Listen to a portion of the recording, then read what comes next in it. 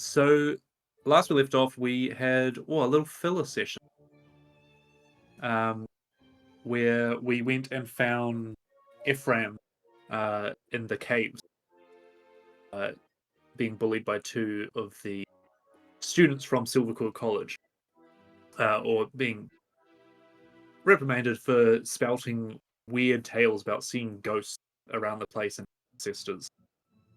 Going in and basically coming to his rescue, even though he did try and join the fight, only turning himself invisible, thankfully, with his wild magic surge, and then hitting one of the students with a whole bunch of magic missiles at like level 5 or something like that, taking him out of the fight. What was weird though is after a minute, Puck, you healed your wounds as is normal in these cabins, but this person didn't seem to be waking up, going along and trying to investigate it. You found out that he wasn't dead. He was just unconscious, almost sleeping without waking. But the female picked him up and ran off with your guys' permission as such, not wanting any bar of what was going on. So Ephraim's still being quite hurt. I think the idea was to just bring back to the Witherbloom College dorm, have a bit of a chat to him, and then move on to dinner tonight. So you find yourselves back at the dorm.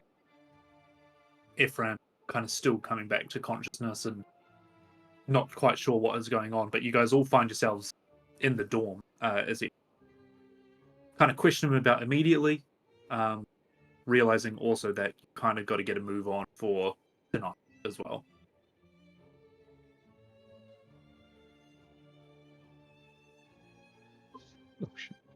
How much time do we have? I'd say it's approaching middle of the day, kind of, just after lunchtime kind of thing. So like people would definitely be starting to prepare and get ready. Jalug and Hera, you've got your outfits, which Hera described. You would Do those we up. know? I know we've got tickets and stuff, but so I assume we know what time it starts. Is it like Yeah, to be 5 something o'clock, like 6 o'clock, 7 o'clock? So doors at 6 o'clock kind of thing. yeah, I suppose it'll be doors open, and then people will come in, and then at some point there will be a That's right. Yeah. And because it is like a dinner thing as well, right? Like, Yeah. yeah. Having met so many families in my life, dinner could mean 4 in the fucking afternoon or like 10:30 at night. Who left? Oh. So you got a little bit of time, but it's not kick your feet up and relax. It's kind of things need to be done. They need to be done now. Yeah. But yeah, otherwise, Ephraim kind of, someone gets him a cup of coffee or something, kind of sits there with a mug. And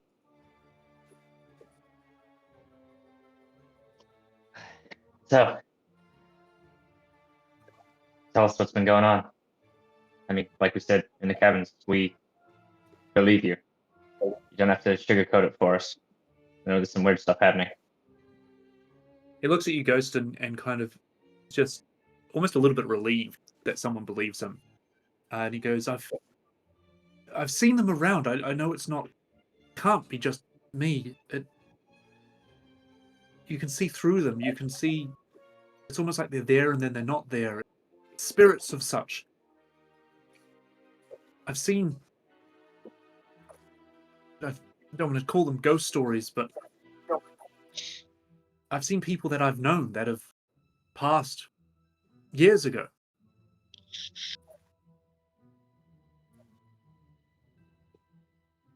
Just like you remember them? Just Or like I different? remember them. It's hard to explain. When I close my eyes at night and sleep, it seems like they visit, like they're around. And he kind of looks around all of you and is like, and they seem so real.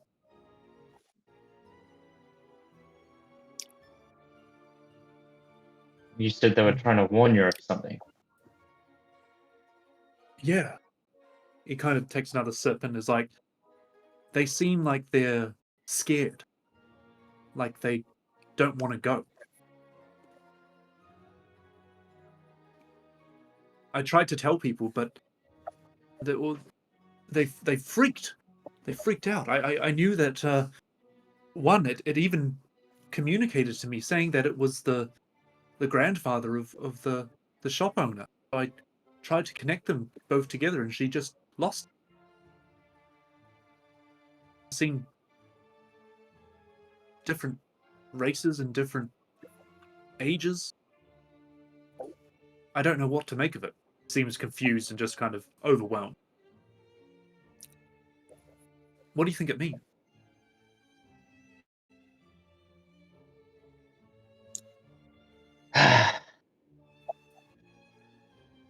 I think it's unusual. Don't think it's unheard of. I think you're No, right. I Been have happening to heard many. of wise mages communicating with the dead, but I don't think I'm at that stage yet. And he kind of looks at his hands like, I'm just a student.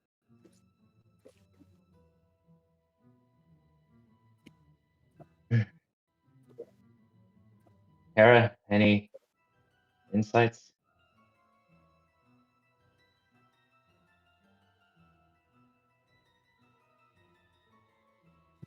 Yeah. I think I have a fair idea of what is going on. Um, I believe these visions, these people you're seeing, are in fact, well, I want to. I just look over the ghost. We don't seem to think at the moment. Spirits are always making it all the way across, losing themselves almost. He looks at you, Hera, and That goes, is why he feels. oh, sorry, he looks at you, Hera, and goes, you've seen spirits that haven't crossed? Is that what you're saying? That there are spirits around here that are lingering? You've seen them? Uh, Don't know if I would say lingering, as perhaps coerced. Oh, But yes, I've not here, not yet at least. I have seen and heard of spirits not making it to the other side. With nowhere to go, they seem to find their way to your dreams, it seems. well, what am I supposed to do? What am I supposed to tell them? They look like they're seeking help from me. What am I supposed to do? He seems to get a little bit worked up again.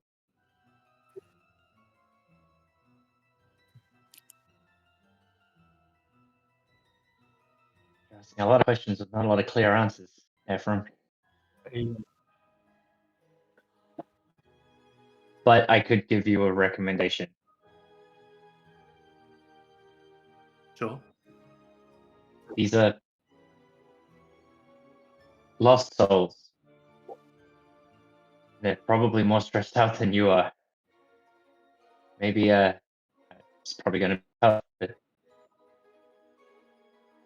just giving them space to reach out, give them comfort, let them know it's going to be okay. Roll me a persuasion, Ghost. Good for me. +1, -1, 14. 14. He does hear what you're saying and kind of gives a nod. You don't think he's fully convinced of how to comfort these spirits he's seeing, but he kind of gets where you're. Oh, well, okay, I'll do my best, but I can't guarantee that I can comfort them. I don't know how many there are. All I'm saying is don't lose yourself in the strains of those who are beyond us too much. He gives it a nod. Here's hoping that someone smart at the university figures out what's going on soon and be able to alleviate the symptoms. Yeah, I was about to ask, how long has this been going on for you? Oh, a few months now.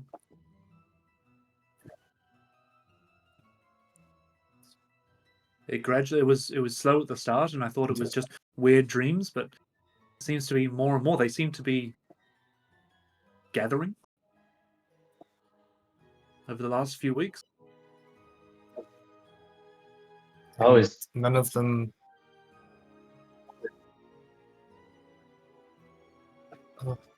They communicate with you, but it's only seems to be seeking help. It's only looking for lost relatives and such. They seem to be looking for a way to escape. They seem to be being told to come here against their will. I don't know. It's very ethereal and all echoey, and I don't quite understand it. I'm not a communicator with ghosts and spirits. It's not what I came here to train for. I don't know. Maybe it's a side effect of what happens when I try to channel magic. is that why you were running It's a all right. trial with the I don't think. Sorry, go ghost. Is that why you were running a trial with the Quandrix fracture when we first met? Looking for answers? Kind of gives a sheepish nod. That makes more sense. We just thought you were an overeager student. I just want it to make sense. I feel their pain and they're scared.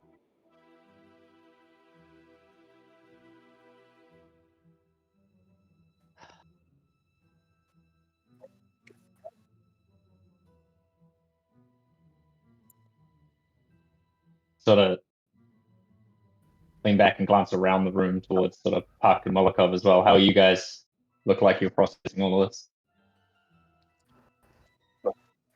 Puck's very interested and very confused by the like seeing spirits, and that sort of is tweaking something in his mind. But he's probably keeping that to him. Like he'd look confused and processing, but like he's not saying anything out loud at the moment. I think Molokov has, his knowledge of spirits and undeath and all of that. You know, when you have someone in your life is really good at something, and you kind of just, whenever that thing comes up, you don't even think about it because they're gonna deal with it. You know what I mean? Or like, they're gonna be the ones who knows what's going on. You know what I'm saying? Yeah. Molokov, I think, at least, in most of his dealings with that would be just letting Hera, assuming Hera knows what she's doing. Yeah. But in this particular situation, I think Molokov is also just hectically terrified for Hera, and like the more she keeps spilling about like how much she knows about what's going on, and like I think he's kind of just been in this state of kind of feeling like, well, if she doesn't know what to do, then what the fuck? But massive confusion and concern for Hera is what you're seeing from Molokov, and that's why I'm kind of staying silent. Is I think he would be staying silent for a lot of this. Yeah. You kind of all get the sense like he takes the time to tell you this, but you can see that Ephraim is starting to get a bit exhausted. His eyes are getting heavy. This is kind of the thing if you want something specific out from him, you can try and ask that. But otherwise, it looks like he's running to the end of his kind of tiredness for this segment, kind of. Hera, what's the university policy on different schools sleeping over. Oh, I used to crash it all the time, so Yeah, I don't think it matters. yeah, there is no real. There's a spare space. We can put up a bed for you. I don't think I use my Should get some. quarters. I thought maybe my first couple weeks, but no. You kind of Let me just guess. set So up you where you want to set set fire up. to the eastern wall? Look, we don't talk about that.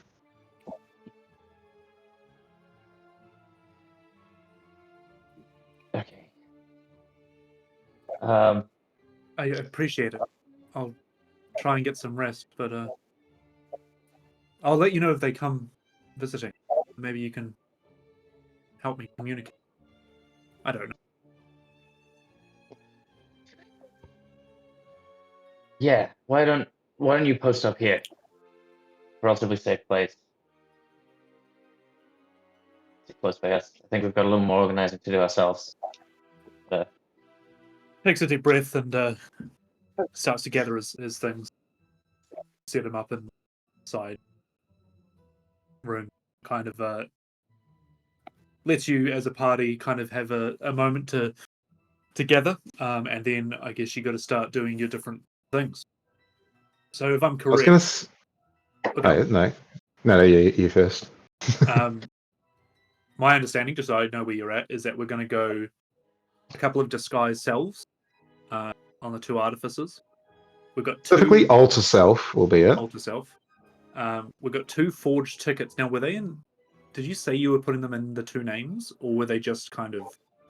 I think you chose two specific. I can't remember if it was names or tables. I'll see. I seem to recall. You think- definitely because I think one you did for Joe Sue, right? I just can't remember if it was names or tables. Like I think it was a combination. There was one for Josu and Shapiro. I think that was the idea, is that we were going to... 2 extra tickets. Those are the disguised I think selves. whatever... I think the idea was we mimicked whatever it would be. Matching up what you had seen from like the table numbers and all of that. I think we mimicked as best as we could what we thought, their ticket would look like. Yeah, if the tickets had names on it, they have names on it, and it would be those two guys. And if it didn't, then it was just the table numbers or the seat numbers or whatever. Yeah. And that was Josu and Shapiro, was it? Yeah, I believe that was the plan. And then Puck is We just decided to go in. straight to the top. Yeah. No, that's cool. I've got that in my head, but yeah, go on, Ian. You were going to say something. It was just starting to go over general plan stuff. Did we have an actual plan for what you were doing, Puck, or was it just find a way in, or do you have a way in? So I was going to go early and basically just hide. I was going to go I don't know what time of the day it is necessarily at this point, but like I'm going quite early while it's all being set up and getting in while it's all being set up and basically just finding a spot to hide on the second story. And I was going to say, I think because we're using other people's names and faces and tickets, that those people should also go first. So should go early because you don't want to be the second Josu killing to arrive. No, yeah. Although with that, just to play devil's advocate, I get the feeling those guys are going to want to make a bit of an entrance. I feel like those aren't the guys to show up at doors. Sure. So in that case, Puck's probably going to want to leave pretty soon. Yeah, I was going to say, Puck probably has to dip, but like if there's anything you needed from him, he'll do that. But otherwise, he's going to go early and just find probably like a curtain is kind of what I'm thinking. If there's like a curtain to get behind, and I might try and find an exit or something while I'm there. But yeah, what we'll do is So any last minute things now, feel free to just do them. But Puck, you start making your way out, and we will come to you entering the building. But first, we'll go just people in the trunk here. Anything how are you preparing yourselves for your alter selves and your disguise tickets? I think just And before Puck goes, I'll just sort of say it to him as well. Like I think Big Red Button, because I think we all kind of know what the little plan is, but Big Red Button, if any one of us can literally just get hands on the crown, both Ghost and I can get them out. And that also goes for if shit hits the fan, we can also get people out. Or we can get each other out. And we do have ways of moving pieces if we need. Okay. God, it's all bad. So I guess what I want to see now is the prep. We can Yeah. fast forward a couple of hours and we can jump back to Puck as he does his little adventure. But what do you look like? What do you? Oh, sorry, go, Garrett. I was just gonna say at some point while we're getting ready, I will approach Molokov, Ooh, a little sheepishly, PvP. and then just on our way to the banquet. I might require some help from you. There's an item that I require, but I am a little light on gold or such. Would Let that me be see how something you also might light be able I to help? am. I can help to a I- certain extent. To a certain extent. I don't know what we're going to be necessarily coming across, but I just thought I better run that by you before we What do you leave, rather than what do you head need? to the shop. I require. I believe it's I 4. ruffle through some notes in my. I can't wait to tell you how little I can afford it.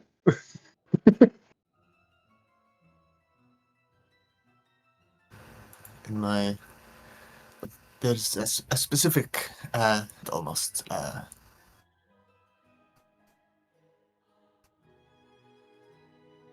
But it's playing card. Oh, sorry. 400 goldish. Oh, what the fuck Playing me? I heard Molokov. All he heard was 400 gold, and I think that's very. You lagged out, but I think that's actually all Molokov heard. Playing fucking Black Lotus over there? I have a It's- grand total. I it's- have 70. I have 76 gold pieces, and I have I have 20 silver. Like a bunch of copper. I don't have. I I could afford some of that. No, that's okay. I did know. What it is was it? a You say? stretch, I just I know also that heard playing card. What is this? What do we? it has to be a very nice playing card. Hero's got into trading card games. As a player, out of curiosity, what are we trying to do? From what I can tell, that it's a spell component for a new spell from my latest level that I didn't realize required a very specific component. I fucking hate components. Sometimes they're cool, but like I get the point, but like I was playing a wizard in the Descender to Avernus, and it was like we had no shops. Like you can't you can't buy a golden claw or whatever. I heard Molotov happening. What's happening? We Hedda would like to buy something that is far out of my price range. I can contribute about 70 gold to it, but she requires about 400. Oh fuck me. I do have a gemmed mask that might be worth a trade, perhaps. You're good with scraps and shit. Is this worth anything? If it's the What gem is it? mask I'm thinking of, I believe that's a 25 gold piece gemmed mask. Yeah, well, Because I also have that's one of those. something. Yeah. Oh, two of Look, them. That's look, 50 gold. Yeah. we're on the precipice of something big, right? I was saying this, but I guess this is probably the best place to pawn this off for what it's actually worth. um, you'll know the right people to trade this to. I'll Hang put on. a pouch on the table. It's full of 1,500 gold worth of cogworth ashes.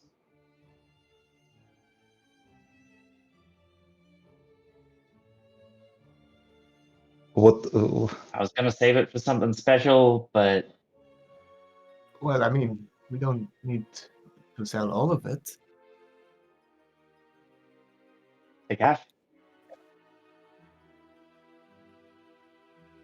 See if you can get a fair price. As long as you can get a fair price and get what you need, then just take what you need. See what we can do. We can do this on our way. We can leave a little earlier and make checks. But I appreciate this. It's hopefully be very helpful to us.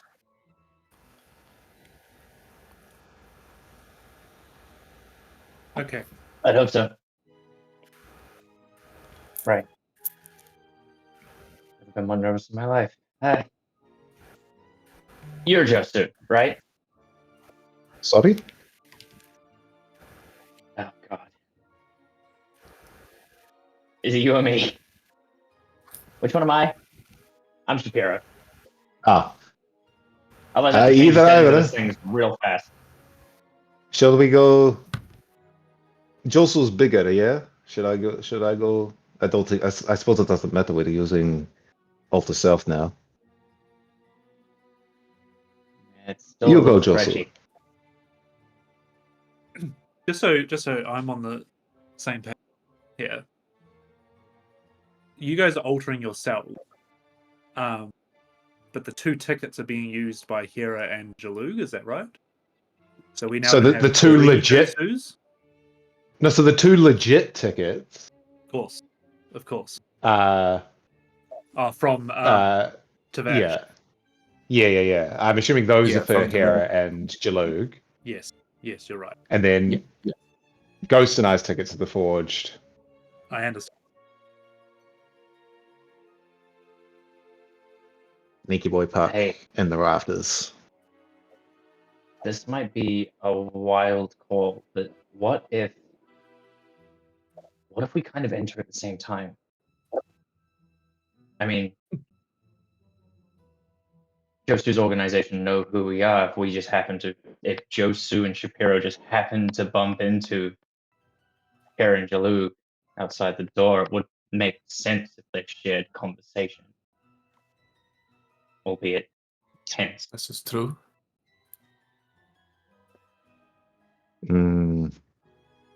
I don't know. I don't like it. I think it halves our chances, not doubles them. Right. I feel free to rebut. I think separate is better. We know those 2 tickets will work. So they are guaranteed in, we are not. I'd hate for us to stop them at the door too. Right.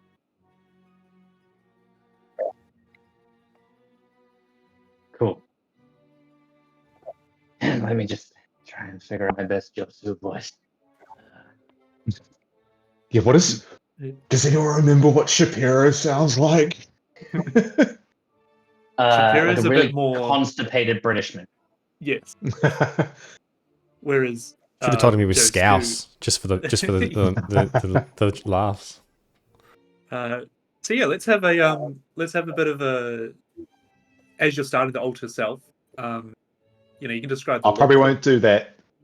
So just so mechanics, everyone's aware. Alter Self is 1 hour. Yep. So we're probably going to imagine want to you'll do it that right at the door. Yeah. Yeah. But let's hear the voices. 5 meters back from the guy. It's like the Polyjuice potion scene in Harry Potter. Hello. I am Shapiro. No, that did not work. Hello. Hello. Hmm. I think I may have seen Fatal Fallen Plan. Yeah, I don't know if my register can go that low. Hold on. Does Alter Self Thank you, using change your use his voice? full name. Lawrence Paxton. It's funny to see you here. Oh, I was terrible in acting school. This is going to go great. All right. So what I think will happen is you guys will start just trying to work on the postures, work on the alter selves. If there's anything else you want to do at the dorm, otherwise you do start making your way there. Kira, for you, and Jalu will be with you through this time. It's a bit of a big task you've been given, is to try and find a vendor for this cogwork ashes worth 1,500 pieces. So what I want is it's going to come in two parts. Firstly, I want you to describe how Hera would go about it, along with a skill check of your choice. And the second half of it is there isn't really any luck roll in D&D, but you will roll a D20, and based on your first success or failure, it'll determine the DC.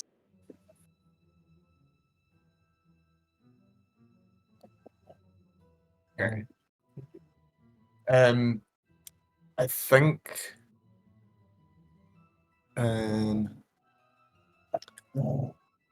Right, baby.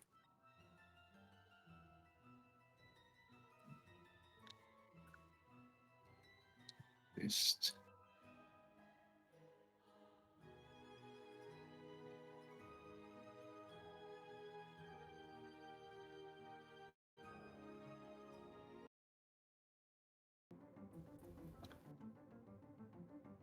Yeah, maybe if you let me use it, you might make me change it to something else, but I'll think about like it's a school ground, there's school supply shops and vendors and stuff like that, and there's people that trade and sell stuff around, and I'll try and just think back to all the times through being in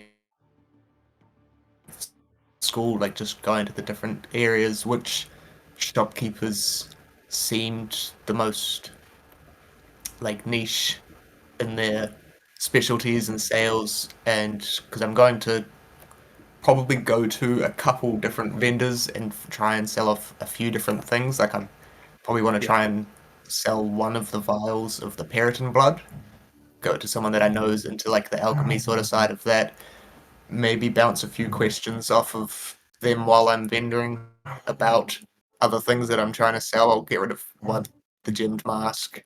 But I'm hopefully going to roll a history check to try and remember who in particular would like that bag of stuff.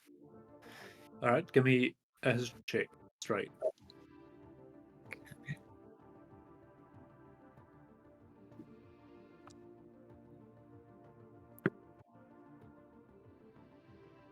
It's 24. Ooh. Okay, not bad. That's the first half of it. You do, after re-talking around, you remember that professor's a bit more into the alchemy side of things, and this ex-student has a stall that they look for monstrosities and tales of the wilds and stuff like that, and you eventually can go around, start selling the stuff off. You now give me a DC 15 charisma check to try and see if you get the worth.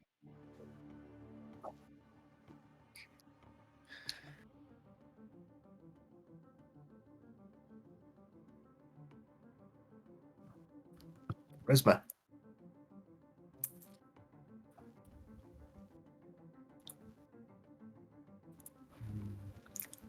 That is a 4, Hmm. but I think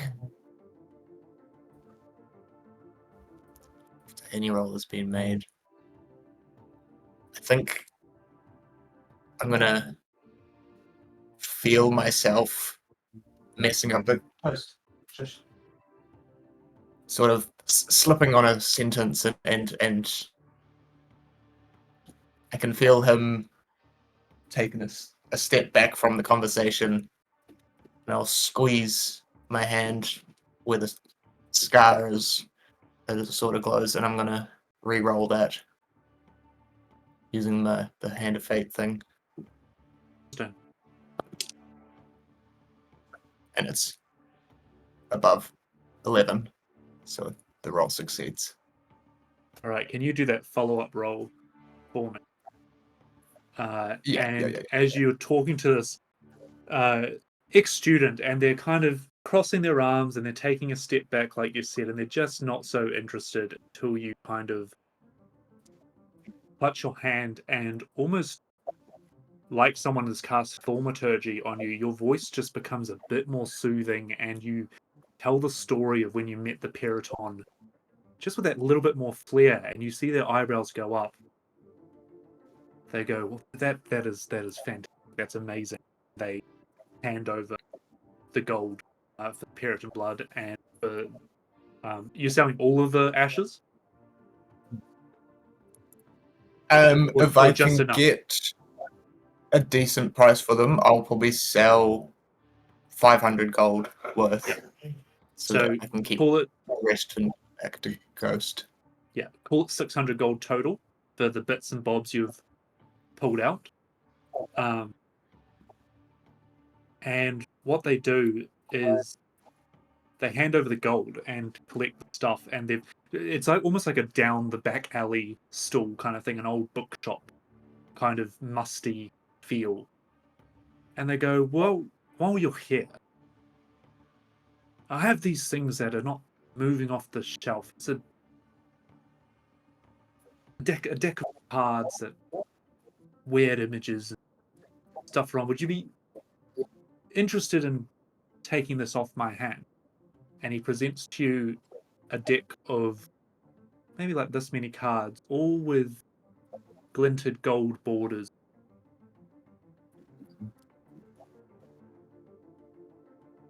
I tell you what, sir, I happen to be in the market for cards just like that.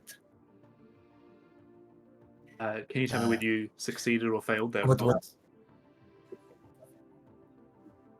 I did fail it. It's okay. It's okay. He goes, it's said that this deck of cards came from an oracle. It said that it can predict the outcomes and the results. Certain. Roll me a D100.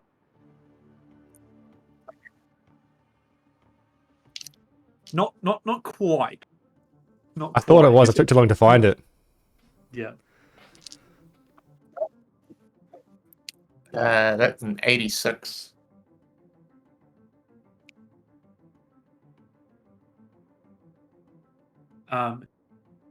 Feel your hand starting to sting a little bit.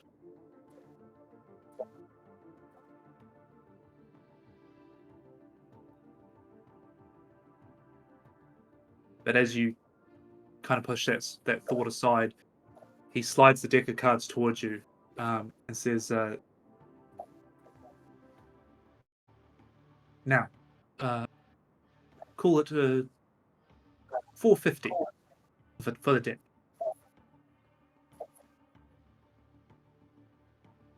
And you would know that you could use any card in this deck to as that one thing. Gotcha.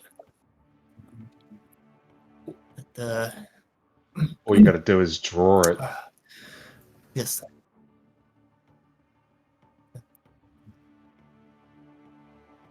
Sounds good to me. You take the deck, and as you leave the shop, Jalou kind of looks over the back of you, just, oh, so what's that you bought there? And you start rifling through the cards because you know what you're looking for, right? And the three that would definitely stand out to you are just you. But we can look at the rest of the deck later. I've also sent you something else as well. Yeah, I seen the other thing come through.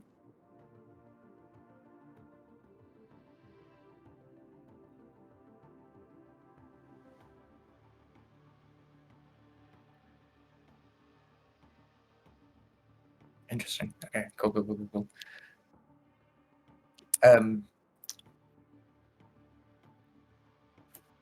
Yeah, well, oh, fuck. We're probably in our nice clothes and stuff already. Yeah. Because we're on the way there.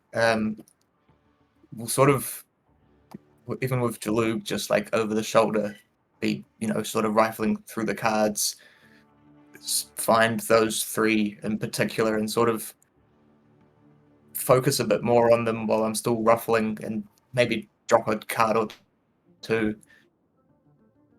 And we'll just sort of sit, tuck the cards away and drop down to my hands and knees and go to pick up the cards and just sort of slide them to the side and push like my fingers into the ground and the dirt and just start eating some of the dirt on the ground. Sort of crawling around a little bit, shoulders, elbows and knees are getting a bit muddy and dirty on the ground, and Jalou looks down and goes, Hera, what are you doing? Yeah, and we'll pull you up so you're standing. oh, it doesn't taste very good. So I mean, I've done what I need. Shall we head to the banquet? He just looks A at little bit you of dirt in my whiskers. weird. A sort of classic, like of eye contact, but then like be checking every like 2 seconds to see if he's still looking.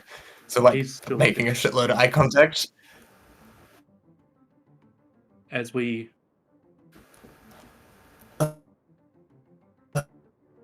Sorry, that was.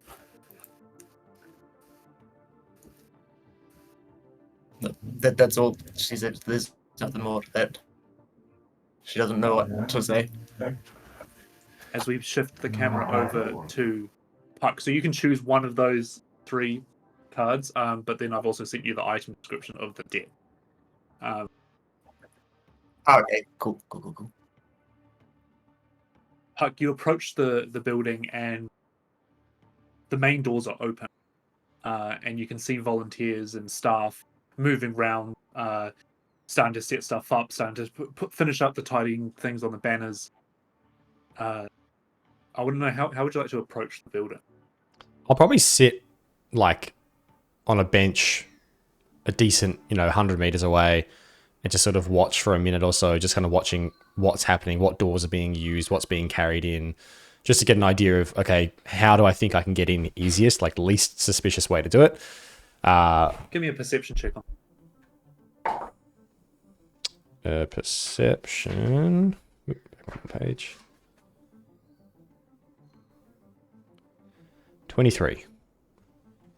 3. You see that there are 2 Auric guards at the door, and they kind of are watching people go in, but they're not like checking for items or anything. They're kind of just giving a glance, letting them go in, giving a glance, letting them. You see around the building some apprentice mages are going around, and they are checking the windows.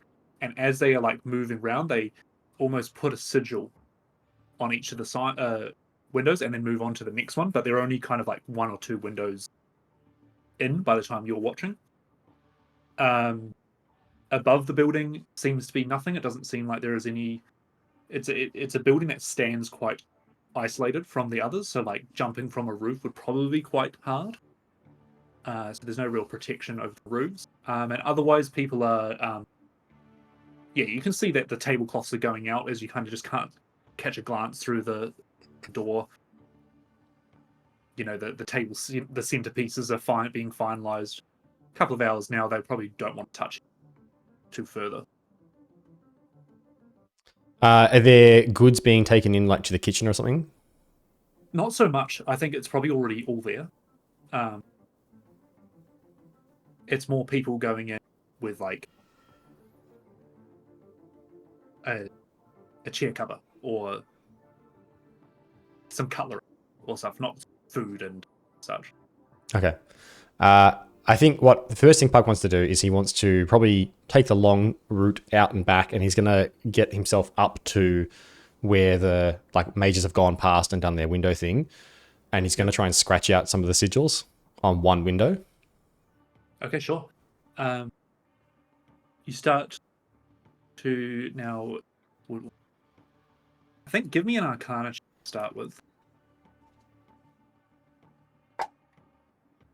14. 14.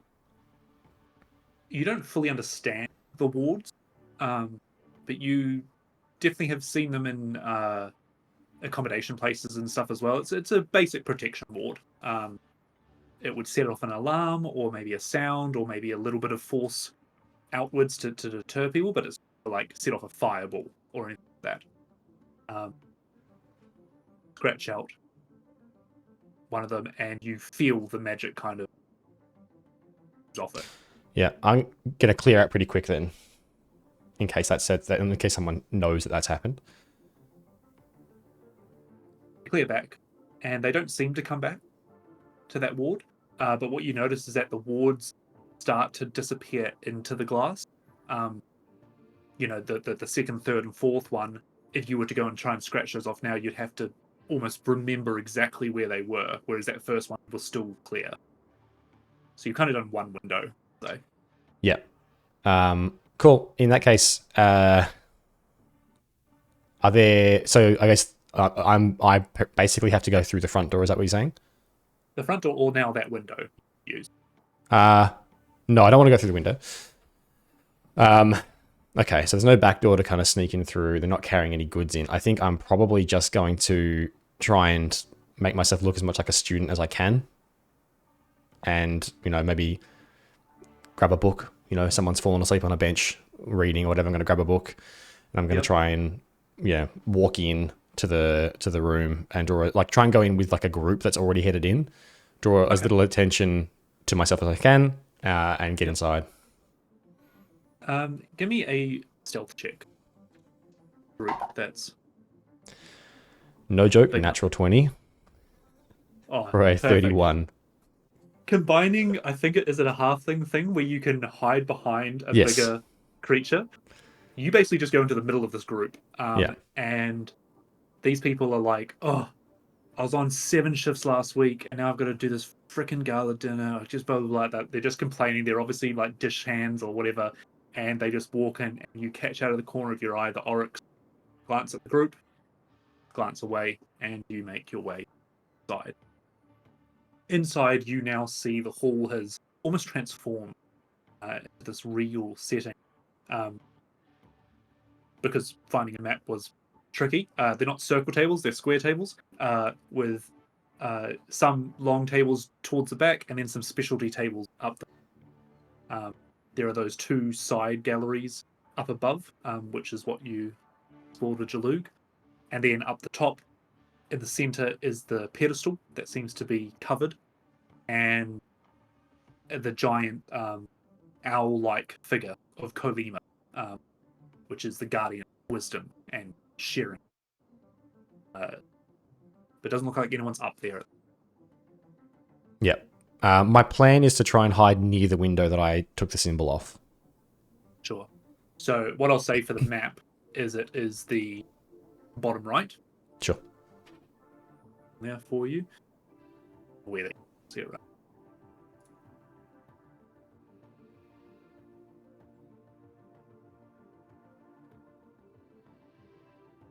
Which is all good.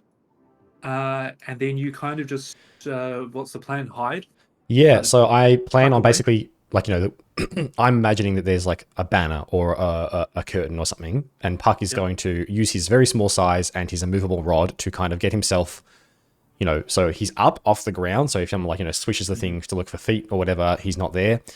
He's going to be up a little bit, kind of sitting on the immovable rod. He's got his crossbow kind of ready, and ready to sort of, just like break the curtain a little bit or whatever, like to be able to peek through, like maybe cut a tiny little slit in it so that I can, if I want to, just pull it apart slightly, get a little peek. And I'm hoping, I don't know what the room looks like necessarily, but I'm hoping I'll be able to see from where I'm sitting the center of the room, at least, like with where the crown is, and like where the speech is going to happen from, and maybe also see our friends at their tables, my friends. You get comfortable, sit, and you wait. You wait.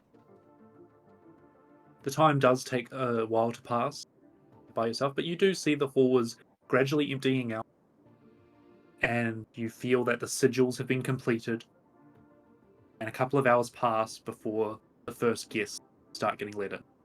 Yeah. A little bit of a humbug or, of noise. People are socializing and they say, oh, yes, hello, blah, blah. People start filing in. As we cut back to the outside, and Kira and Jalou are approaching the doors. There's a group of people outside, very regally dressed. You don't see anyone you notice, Kira, off the top of your head. You can tell that there are some people from out of town and some of the, maybe not deans as such, but, the head students and all that. Everyone definitely looks like they are out for a night of socializing, not a night of battle. They're in. They don't even have their wands on display. They don't have their books on them. It's very much little pieces of jewelry and such like that. You stand about 30, 40 feet away from the doors. How are you and Jalou to approach getting in? Keep in mind that you're quite dirty. Yeah. We'll sort of, probably like both of us will stop 30-ish feet away, sort of noticing everyone. I suppose we have to play the part. Sort of, pump the chest up a little bit and look up and down me. Shit. Fuck. Okay. Sort of make sure my satchel and stuff is tucked in, and maybe like do the coat up so that it's presentable-ish looking. Perhaps I stand just off behind you a little bit. Maybe you go first, here. I suppose we've got the good tickets, so we just look like we belong. We're here on behalf of Professor Devash, so here goes nothing, I guess, right? Suppose we slowly make our way towards just probably a similar mindset to what Puck did. Maybe like find 2 or 3 people that look like they're heading towards them and just sort of head in just behind them. Not like with them, but so it looks like just a biggish group of people approaching. Sure. As you approach, you see that the oryx that were at the doors are now checking. and you see the group in front of you hand their ticket over, and they hold it up and turn it. And as it turns, you see that magical glimmer give off a little bit of a glow. Turn it back. Hand it back to the group in front of them.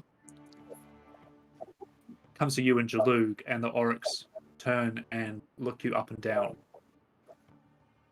And one of the Oryx look at the other one. There's a pause before they reach out and grab your pull them up, turn them upside down. You see that golden glow come off them. Put it back. And they let both of you through. Puck, you notice Hera and Blue shrink the back of the hall.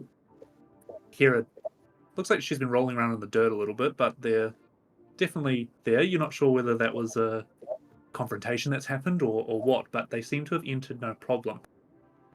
Hera, you have a first year student come up to you and approach you, wearing like a black t-shirt, not t-shirt, sorry, a dress shirt, buttoned all the way up, black pants, black shoes, and goes, right this way. I will show you your table, and you may sit when you wish to be seated. Dinner should be arriving in around an hour. Leads you to the table. You see that a couple of other chairs have pulled out.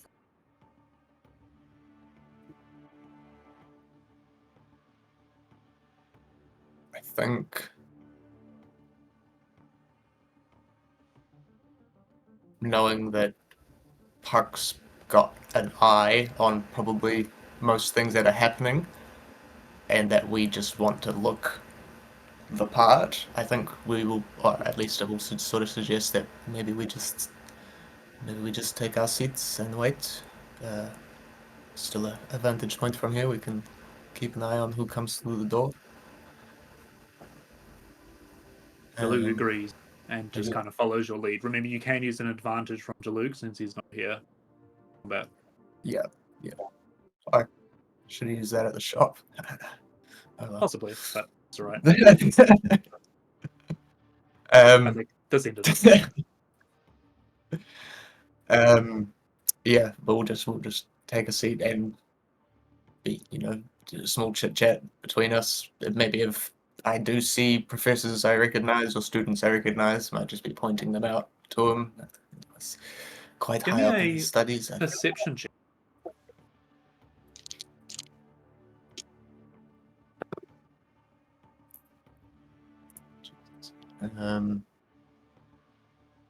It's an 8. Maybe you're a little bit early, but there are no professors.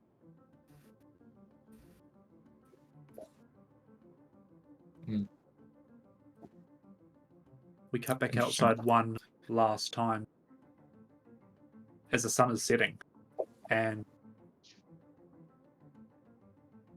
Ghost and Molokov stand 50, 60 feet away from the doors behind the next building, looking like Ghost and Molokov.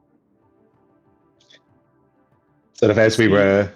Sorry, you just see the group is now filtering in quite fast. It's approach time of it's probably now 40 minutes from when Hera and stuff entered and told an hour to food. And as we were sort of approaching this little point we're at, I think Molokov would have had Kaida on his shoulder, and I have a plan for you too, little buddy. When we get there, well, I'm gonna need you to find your own way in and keep an eye on everyone. Come find me quick if anything looks wrong. I'm gonna try and send Kaida in as like a little scout to just keep an eye on all these moving parts. inside? Yes, so my idea is I'd like him to sort of be up at like to get in and find where, because obviously none of us know where Puck is. No. So I would like him to try and find Puck. sort of scout out open windows and that sort of thing on the outside, try and find what he would think Puck would, the type of, Sure. crack that Puck would have squeezed into, How are you going to get Carter inside? That's what I'm saying, is that he's going to scout around outside and Oh, try and find his own way in. If he Understood. can't, I think he would probably just stay outside. If it ended up that he'd have to fly through the front door, he's probably not going to do that. Yeah, Carter flies off. We'll come back. You two still Right. adventure. Pulls now or never. Monica probably checks the ticket one last time to make sure he's got Shapiro's. Wait, sorry. Yeah. Confidence is key, right? Let's see if this works. And sort of Molokov unslings his shield, and you can see his whole armor now looks much more put together. Like it's less bulky. There's not chains everywhere. It looks solid. More, still a bit junky, but like more solid than ever. And he sort of puts the shield into the back, and it sort of almost clicks into a spot, and he turns it, and as it does, everything almost starts coming in. Are you ready? Sort of pulls back the sort of yellow cloak that he's wearing, and underneath it you can see like a series of hexagonal panels that sort of sit across his upper chest and shoulders, all with these like softly glowing glyphs on it. A very central bead in the middle with one of his canisters sort of plugged into the bottom. And he sort of clicks the dial a couple of times. It's like, now or never.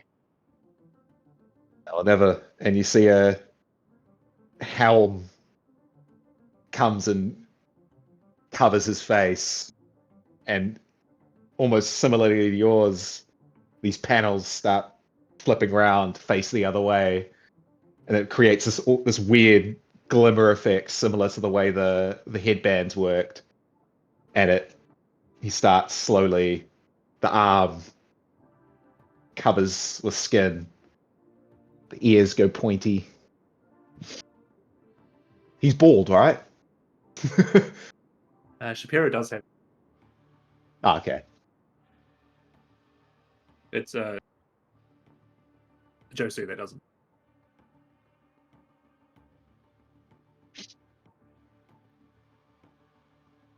And before you stands Shapiro. What is he wearing? What's he wearing? Mankini. What's Molokov's? It's Molokov's best bet, and I think he probably would have sort of seen what everyone else was going for. Would have seen Hera and Jalug's outfits, and Yep. I think he would have gone for like. If I can just quickly, I guess. I think because Puck ran into him, Puck would have told you what he was wearing when he knew you were going to try and disguise as him, which is not what he would be wearing for the gala. No, but like, no. Maybe like, hey, these are like maybe the colors that he might choose or something like that. So yeah, he's pretty pompous. He's pretty like overcoat, little necktie thing, and cravat and ruffled shirt. It would be. Yep. But I think it would be Molokov's best guess at that. So it would be, the jacket and like the shirt, but the shirt's untucked. He hasn't done the buttons up right. Like, it's not right up to there. It's slightly pretty convincing. I think it's pretty convincing. I think like it doesn't look bad, but it's not necessarily like a prim and proper version of that. Okay. Goes. Yeah, locks in the button on the dial, and a similar transformation happens, except the copper thread that's woven through the yellow cloak starts pulling and bunching in various different places, and to about like nearly 2 feet above his head as it like wraps and compresses around various parts of his body. And then the sort of the shimmering pentagonal transmuted illusion of a Josu figure stands before you. And I've seen Josu wearing suits before, so this one is a deep maroon, Ooh. almost like a dinner suit, but not quite. You also know that he wears tinted red glasses, which is fitting. You're wearing them. Exactly right. With sort of almost a pearlescent black trim to the gilding on the suit. Sort of just. All right, bro. Let's be on our. I feel good about this. Oh. Ah. My voice has changed. Huh. We looked it up. The spell actually No, does. those necklaces It does it work. for us. Nice. We'll still have to get the Reading the accents, spell but explains the spell. We were sitting there like chatting back and forth. We were like thinking of ways to use like the artificer infusion to try. Like we were like, oh fuck, how do we do this? But no, All change his voice too apparently. And I suppose not trying to waste any time, we will Head on it. we'll head on in. You approach the group and see people looking and wondering who these are. A couple of curious eyes wander over in your direction. But as you approach the stairs, the two Auric, currently not with anyone, as you're not approaching with a group or anything, step into the doorway, look at you, and look over to you, Ghost, and say, "Welcome, sir. It's almost time. Is there anything else we can do to be of assistance?"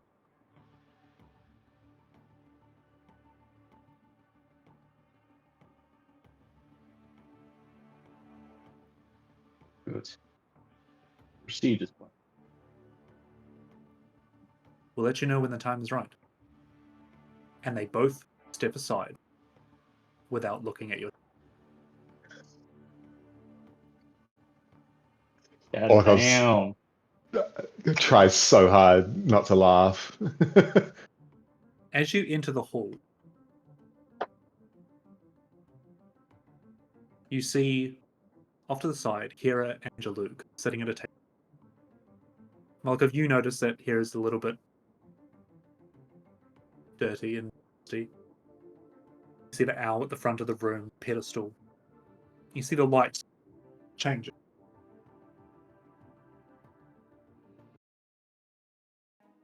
As I will show you them, we will do it.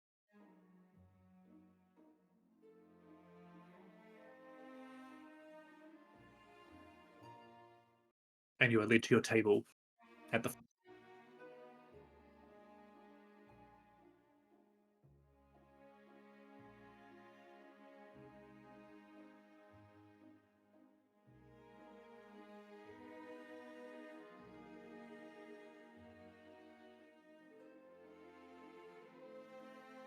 I'm massive, man.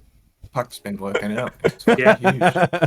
So No, I get the the way this perspective. is going to work is it's obviously not going to map it in measurements, but each square is 5 foot, so we'll just have to count them out manually. And it is 30 feet down to the ground.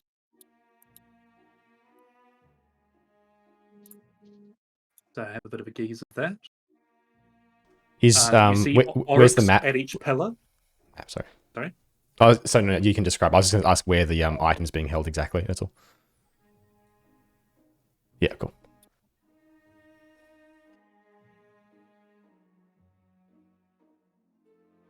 Quick buffer.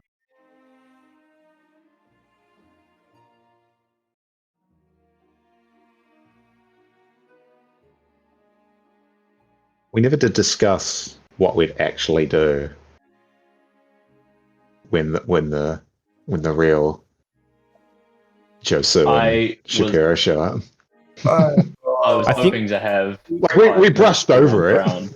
Hang on, I'm going to make a coffee, Yeah. but I'm listening. But I was hoping to walk around for 5 minutes and slip behind a banister on the upper level somewhere, and because we can change our forms as an action.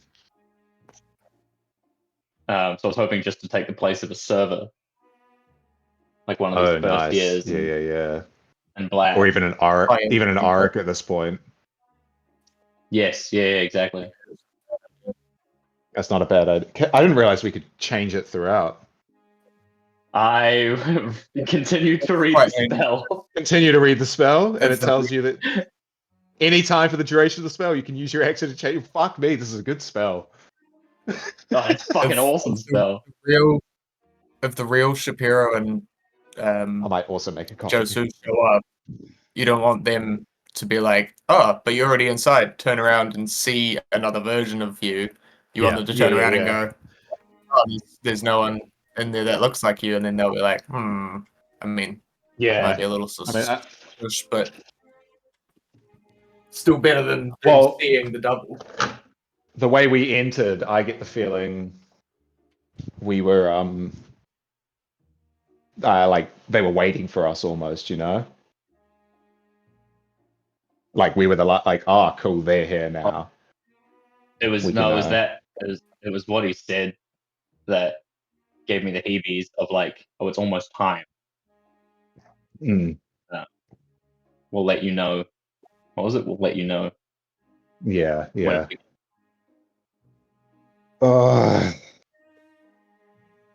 Hey, we got in without a hitch. We're inside. We're all inside. I'm grabbing more caffeine. Yeah, sorry, we took the bathroom break as a coffee break. Sorry, Reese. That is also what I did as well. Nice.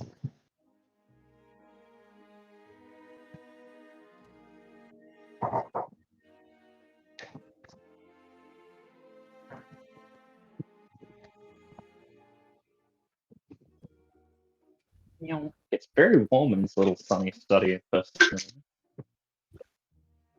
That's your window down the bottom, Puck. Ah, cool. The yellow thing. Yeah. Sweet. that's yellow. Oh, what is it? Change it to yellow. You know, there.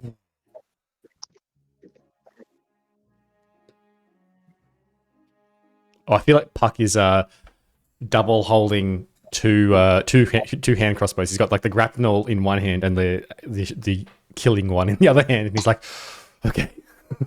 So to be fair, you can probably reposition yourself a little bit, where you think you would have actually been, like along the banister, maybe. Yeah, I might just go up there or something like that. I'm not super evenly. Okay, maybe around there because I want to be close to the straight above this thing if I need to be. Yeah. To like kind of swing across if I have to. But yeah. What did the guard say? It's almost time. Well, they'll let you know. They'll let us know when the time is right, kind of thing. Something like that. Oh boy. Oh jeez. Oh gosh, Rick. In and out real quick. Grab the Oh crown. gosh, Onus, I don't know about this.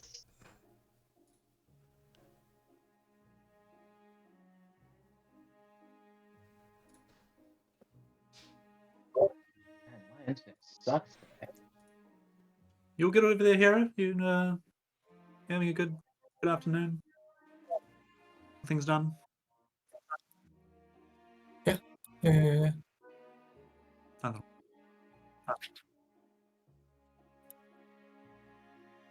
Always when no one's looking.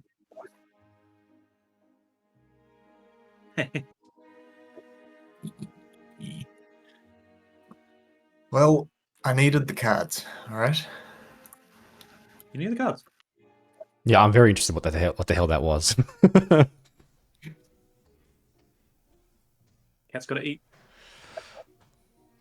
No risk, no reward. No sacrifice, no victory is the old Witwicky motto.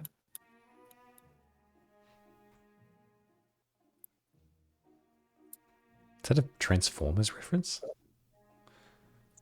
Fucking oath it is. No one ever gets that. Took me a I use minute. I was that like, all where's the that time. name from? The old Wookiee motto. Nope. That's also, besides just taking the one card out for the spells, the cards are quite cool. Yes, it is a whole deck. Yes, yeah. That's fuzzy eyes. But it requires attunement, so Yeah. at the So moment, they're just pretty.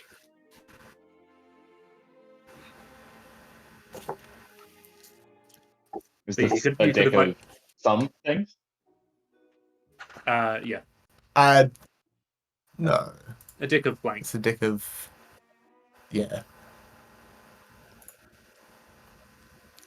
It's a deck of does stuff. A deck of does stuff. I love that.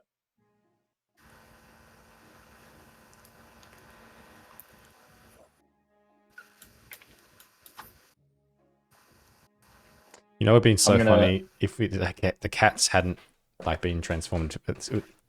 This would be a long-term setup, but if one of them was a tuxedo cat, and like I just go as me, where like I put on a bow tie and I walk through the door.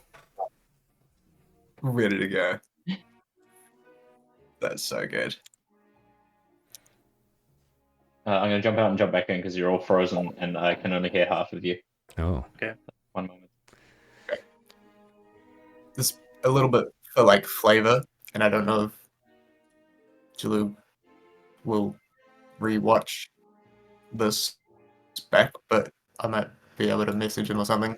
But sitting here waiting, especially with knowing something happened just before and now I'm covered in dirt, Jalu will probably notice me like picking and scratching the shit out of my hand. Like it's scabby and Yep. visible. It's not subtle anymore. Copy that. Copy that. Can someone please just message him and say Hera has a scabby hand? No context.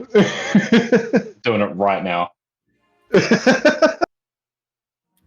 Just so you know.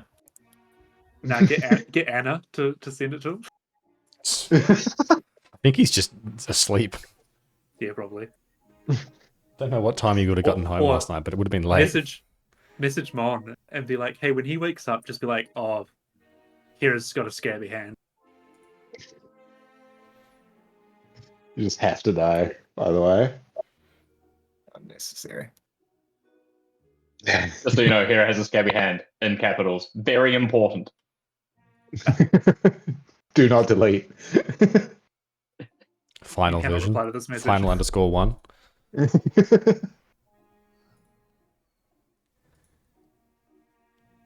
All right. As you get shown to your table, see others starting to sit as well.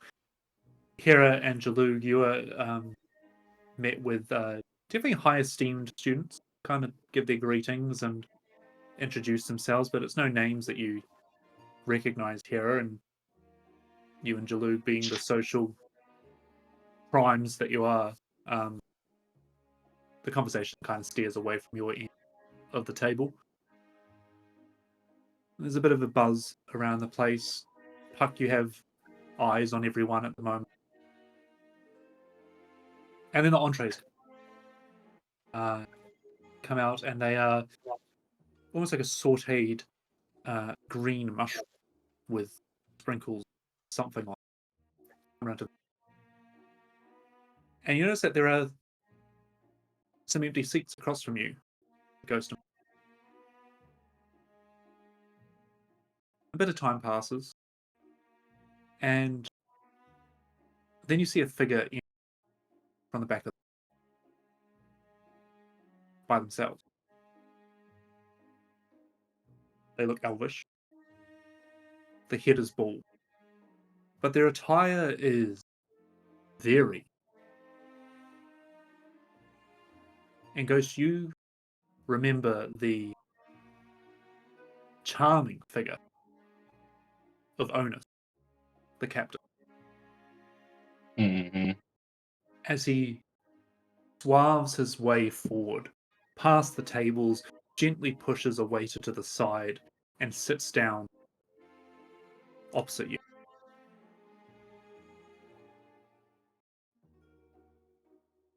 Both. We remember what he looks like here? Yep. So his eyes really came out at me. And he leans across the table and goes, "Wow, isn't it a lovely evening, Mr. Keeling, Mr. Parrot?" As always.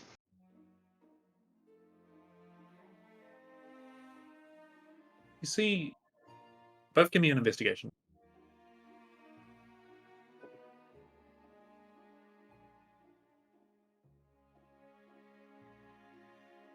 Yeah. That's not bad. Dirty An 20. 11. Oh, nice. What did you get, Ghost? Dirty 20. Nice. You see that he is wearing a ring on his hand. And the ring also looks familiar. Oh, fuck off. A ring that you had found under a tomb just outside of. And you see him notice you looking at it and goes, "Oh, well, sir, it was very generous of you to pass this on to after the complication this evening.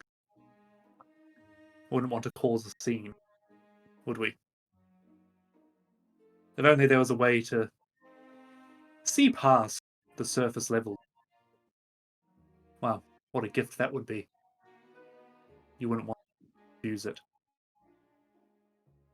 "Oh, thank you." Kind of grabs the entree from one of the waiters and starts eating. Hera, you notice that Onus has sat down at the table next to Josu and Shapiro. They are as convincing as anything.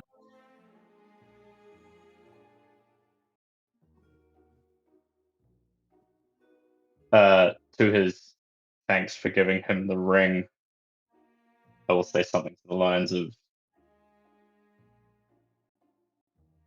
what do you say? After a complication.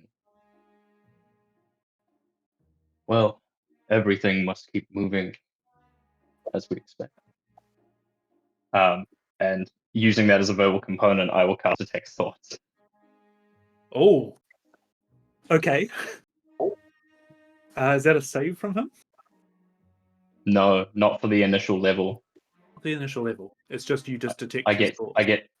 I get surface thoughts, so I'll let me read the spell. For the duration you read the thoughts, you can read the thoughts of certain creatures. When you cast a spell and as an action on each turn until the spell ends, you can focus your mind on any one creature. You initially learn the surface thoughts of the creature, what's most on their mind at that moment. As an action, you can either shift or attempt deeper. to probe deeper. Probe deeper, then it's a saving throw. The surface level thought of Onus is, what are they getting? It's not concentration, is it? Because Alter Self is. Yeah, you know what? If I'd looked at my spells, He leans across the table and says, "What are you getting?"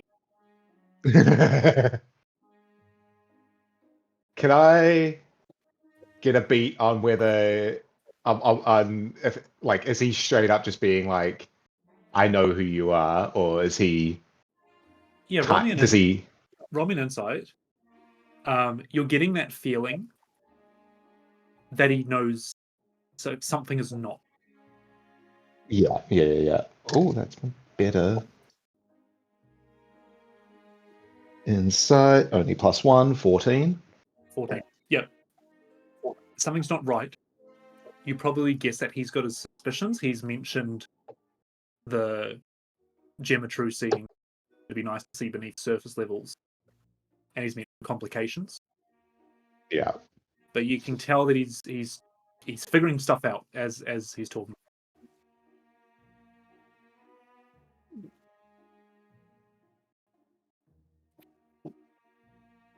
You're not planning on using that tonight, are you? Just nod at the ring. Looks down at it. Well, if we could all enjoy our dinner and enjoy the show, I hope not. Hmm. And as he says that, the crowd kind of goes a bit quiet. And you hear attention, everyone. The room goes a bit darker, and you see an orc professor of chaos take the center stage. It is my honor and my privilege, as he is blind, to welcome you all this evening to the display that Lorehold College is very excited to present. Before we get on, I must go over a few housekeeping rules, and he starts going on about, fire and all that stuff and blah, blah, blah.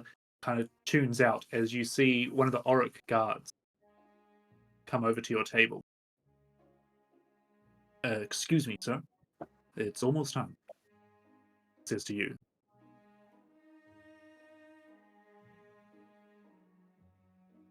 Me.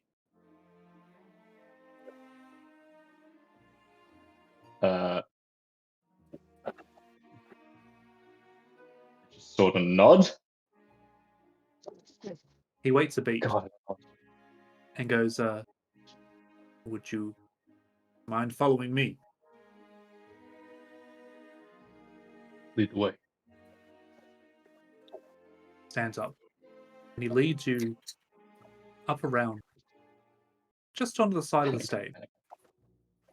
As the professor finishes up his housekeeping and goes, now this event would not be possible without funding from our good friends at House Jarosco. To introduce Professor Tullis, I now hand you over to the esteemed and very grateful Mr. Josu Keeley. And he points over to Josu Keeling standing side of stage. Healthy round of applause. Heaven. Puck, can you give me a perception, please? I am very glad I'm very good at this. That is a modified 20. You see, as Josu Keeling approaches the center of the stage, directly opposite you, a banner gives a bit of a wave. The other side of the raft. Mm-hmm. I have trained my my actual dangerous crossbow in that direction, and I probably just hop off the mine probably flutters a little bit as well, kind of thing. I'm gonna shuffle myself down so I'm basically ready to go. Take the immovable rod with me, kind of thing, and just sort of get myself prepared and limbered up, stretch a few times, but I'm keeping a very fixed eye, or one eye on that and one eye on what's happening down on stage. Ghost, you take center. Do indeed. Oh, Ghost takes this big deep breath, but it doesn't come through his transmuted form. Kind of panicking, looking out across the room, and as the claps die down, stands up tall and lifts a hand in that kind of way that Josu would.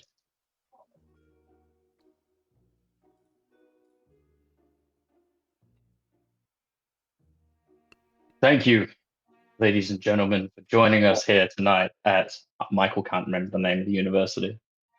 Mulgrave University, Kalima Hall. Mulgrave University, Kalima Hall. On this momentous evening. As many of you already know, House Jarosco stands for the betterment of the people.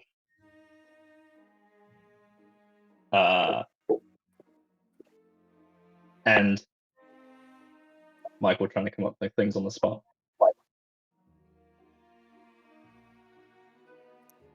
And in improving the lives for all of those across Khorvaire. And it is with great honor that we have supported Professor Hellas in their ongoing endeavors in this exciting discovery, in the hopes that this may one day benefit all across Khorvaire.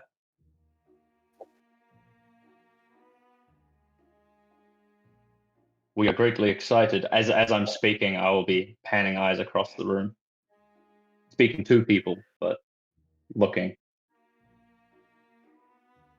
Give me a perception check, either with advantage or hero you can do an individual. Can I say something that Molokov's specifically trying to Yeah. do if he's looking out?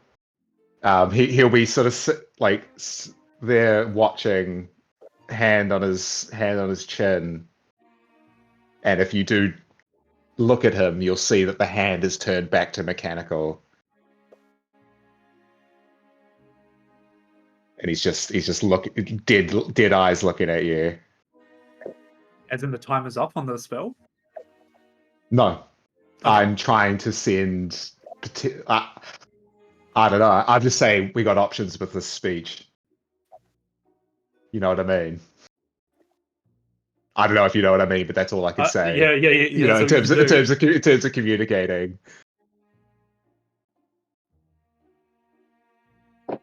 Understood. That's a 20 on perception.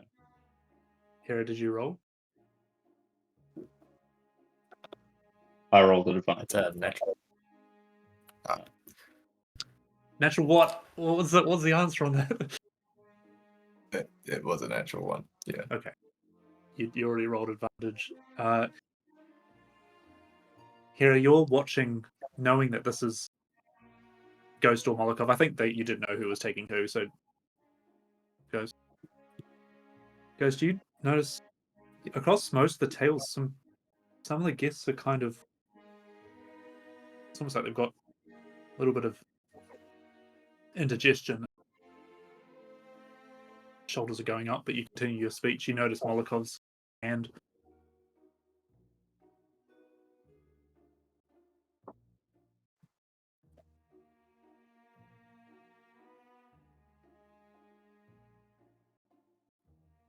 Fuck me sideways. Throw me in the deep end, Reese.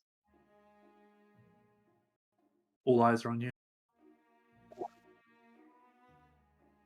It's a good song.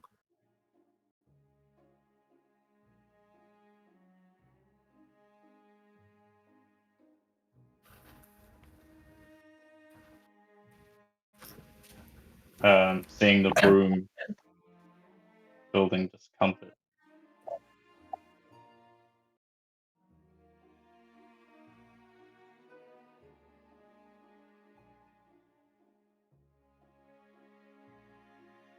Oh, fuck.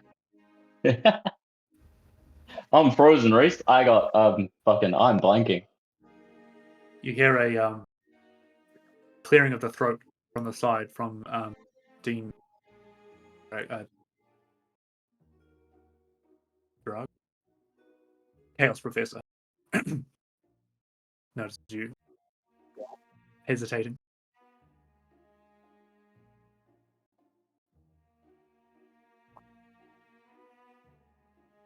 As with any new discovery,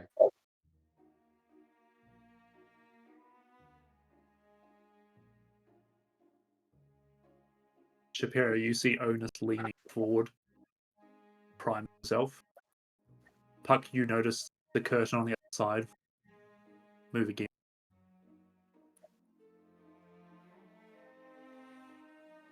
Any indication of the size of what's back there? I have a suspicion. Yeah, give me an investigation at disadvantage. It's a hard thing to determine. Yep. The lower of those is investigation, sorry. Investigation. So Yep. lower those is a 6, which comes out to a 14. Yeah, something is moving behind the curtain. It's not the wind. Quick question. Yep. What kind of table are we dealing with here? Is it like an attached to the floor kind of table, or is it kind of just sort of weighing up my options It's- here with it's definitely Onus on the other it's side? definitely not attached to the floor. They're heavyish tables though. Yeah, sure. Yeah.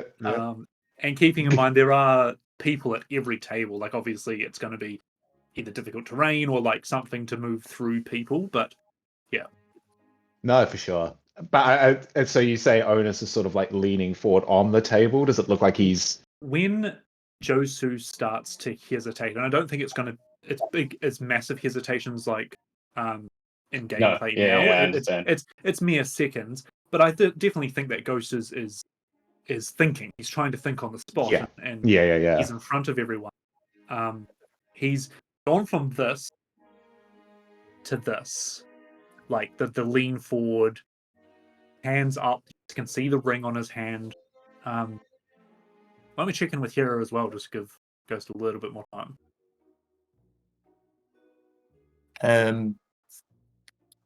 What do you observe?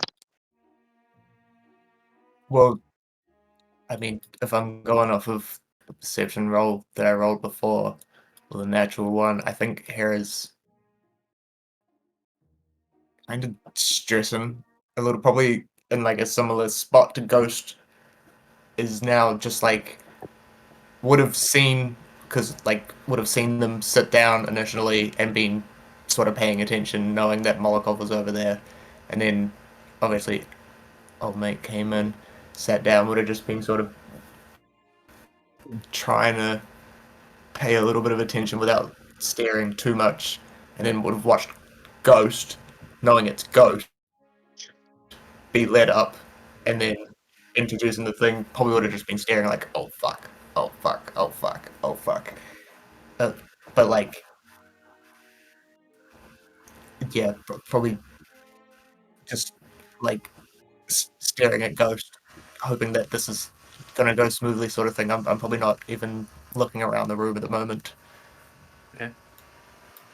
Ghost, you hear a second?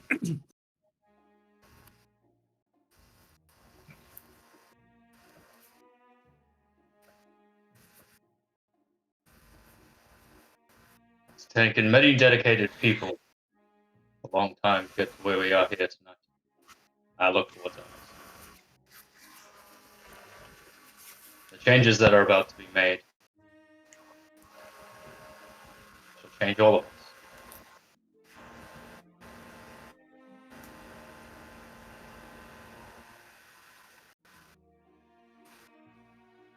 And indeed, innovation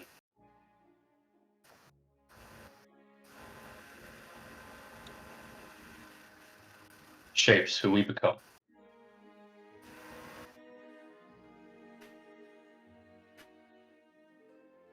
Enough of my prattling. Without further ado, I'd like to introduce Professor. As you say that, the lights almost all focus in on stage, and from behind the owl, whether there's a trapdoor there or an entrance for esteemed guests, you see a female figure round the corner. She has a golden light around her. And as she does, you see on top of her head there is a crown in the photo. It is the following image: a purple crown with feathers dangling down from it, and a central gemmed eye in the center with no covering around it. As Talus rounds the corner, you see energy around her. I'll bring her up on the map as well. As she approaches the pedestal. Many thanks, Mr. Josu Keeling, and greetings to all in this monumental discovery. from Lawhold College. Now tell me, we all miss those that have departed. This fine has changed that. No longer shall we fear the dead. No longer shall we miss those that have gone, as I present to you the lidless crown, the gateway to crossing between worlds. As she lifts up the crown, and you see these energies start flicking around it, Onus kind of leans forward again and goes, she places it back on her head. Will you not now join me in welcoming those from beyond? And she lifts up her arms, and as she does, the energies around her start flicking around the room. You see people go, what? What? And you can see the fear starting to set into them all. As they do, you see Onus gripping that hand with the ring. Kira, you notice that these beams of energy, they aren't fully just spherical. They seem to have faces and hands and arms, as you realize that they are spirit coming around the room. Ghost, you turn around and see that she is almost eyes rolling back as she is putting this crown back onto her head. And these spirits start forming around her. Molokov, you catch a glimpse of a female tabaxi go past your eyes. As everyone starts to go, what? You? I haven't seen you. What? And commotion just starts happening all over the place. Kira, you see the people that were starting to keel over, they start reaching forward as they start shifting into this different form. And they focus all on Professor Tullis. As these creatures here, a lot that is happening. Make it big so don't be surprised. Just start ripping their flesh off and attacking the guards. So what is going to happen is we're going to go into initiative. Oh my god. Let me just get these out.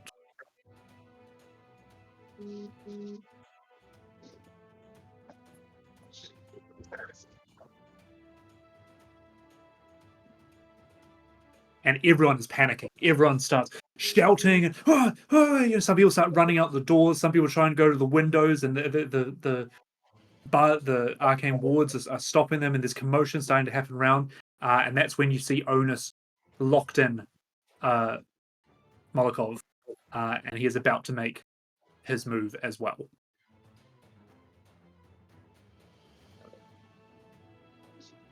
So let's bring it. So What have we gotten ourselves into? So the spirits aren't actually here. We can just see them, sort of thing. For the moment, yes. Yeah. Gotcha. Oops. That.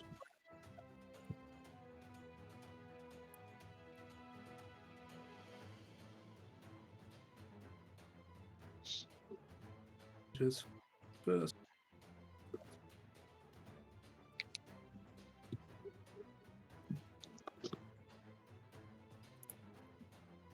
And there's a magical aura emanating from Talus. Yes. Well, these spirits, whatever this magic is just emanating from her and going around the room. Yes.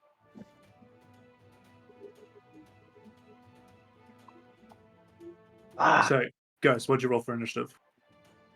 11 plus 13. Oops.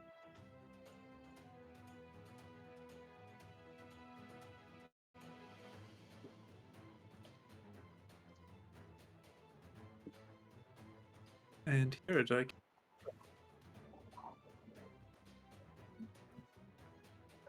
What did you get here? 15 for me.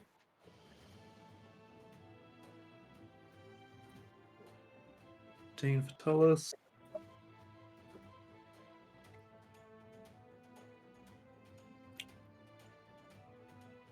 All right, so Oh, look, there's 2 hairs. a lot kind of happens Yeah. in There's 2 One. me's. what's that? Oh, sorry. Oh, right, there is. There you go. So we're gonna have 2 wizards. A lot kind of happens as this goes on. Puck, you probably have the best viewpoint of this. Tullus comes out after being introduced.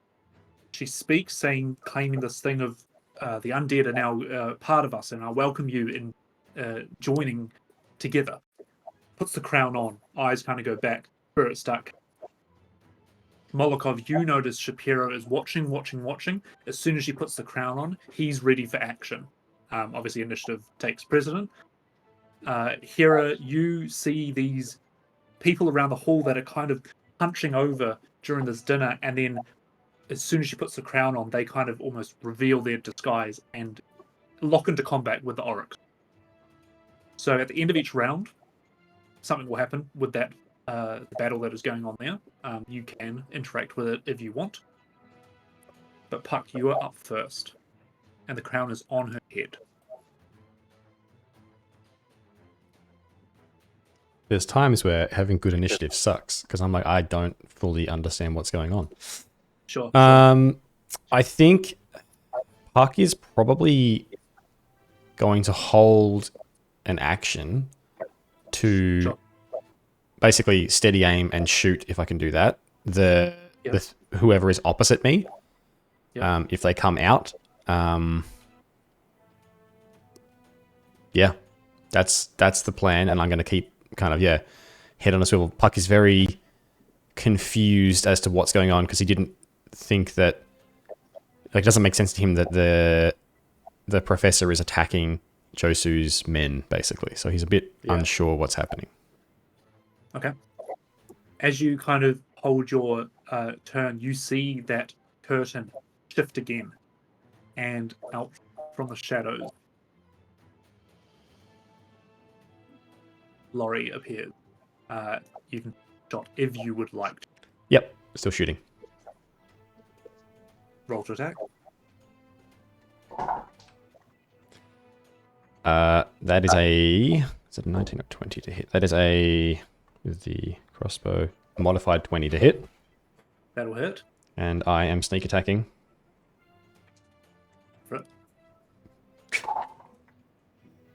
Okay. Oh, actually, sorry, hang on. I need to reroll that. That's the wrong number of dice. For the hand crossbow, it is...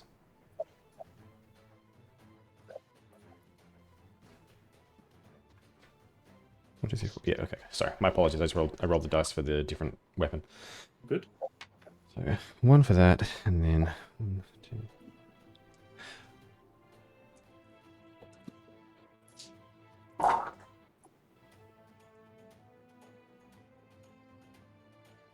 Okay, so that is 10, 16 plus 6. So, what's that? 22 points of damage.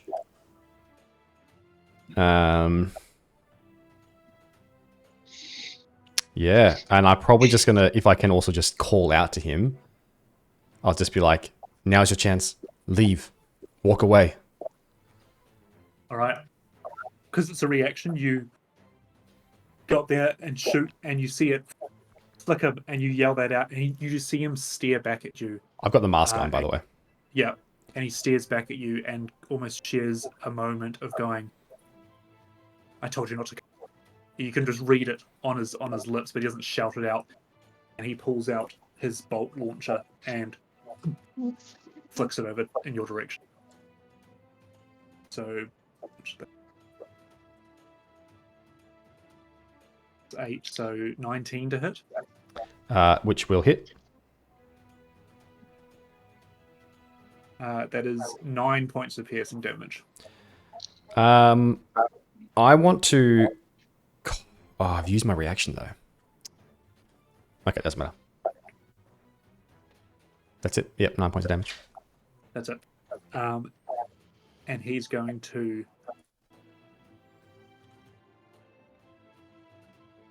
think he's going to dash it. You see him look at you, and then he looks down at the ground, and you see that it pains him that he looks back up at you. He makes his way across, flicks across the rafters, and lands next to you, and is just it's staring at you, and you can tell that there's almost a bit of hesitation on him. But he ends his turn there. Kira, unaware of the antics that are going up on the roof, what would you like to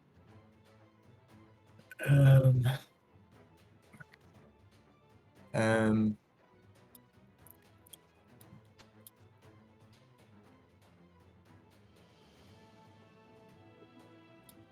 I suppose those guys are all...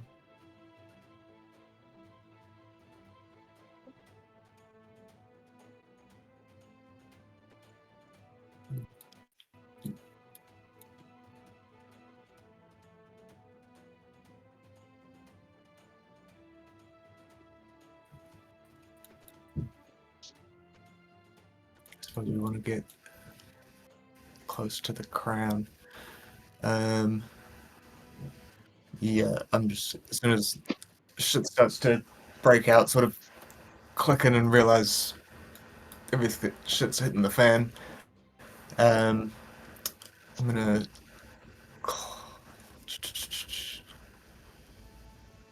Yeah, I suppose I do want to get a little bit closer. I'll try and do that. I'm gonna jump like over the table and up onto this end of this table over here. Yep. So I can be more direct. And I'm gonna pull the staff out, and slam it down into the table and just shout "Halt!" And I'm gonna use command to try and hold her off for a round. hold off Tullus? Yes, I'm gonna Yeah. command her to halt. So Sure. it's a, I believe, a wisdom save. Oh fuck, she's probably fucking wise. That's a 22 save. Yeah, she's not listening to me. She looks at you though and hears it. Goes. You can almost see like she was in like a very like serene kind of giving off the speech about joining forces, and then she looks at you after you say halt, and she goes, "You will not take this from me." And spirits start to descend on you. Oh fuck. Oh, that's cool because now it's her turn. Hmm.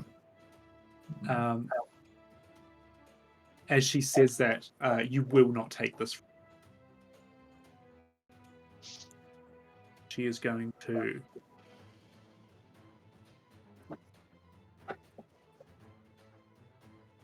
just send a magical attack your way. Right, it's a 13. 13. Oh, that misses. Misses. As she kind of like almost moves the spirits around and sends them your way, you see these bolts of arcane energy go past you, and as you do, you catch a glimpse of what you think is you might have known back home. Flies past you and you shake your head. She then stands her ground and continues summoning this energy around her. Ghost, you're up.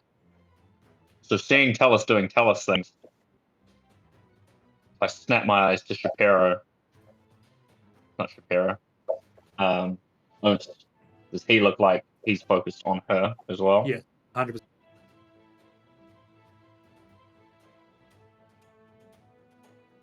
This might be dumb.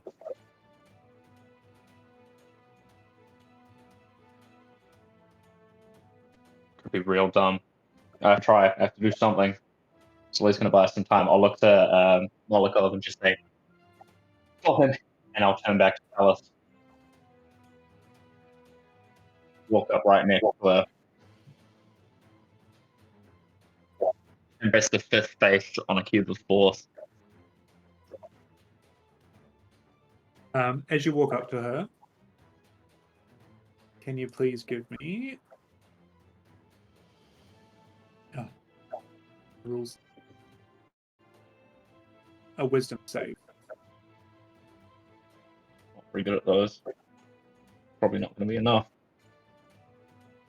Wisdom is plus 1, 17.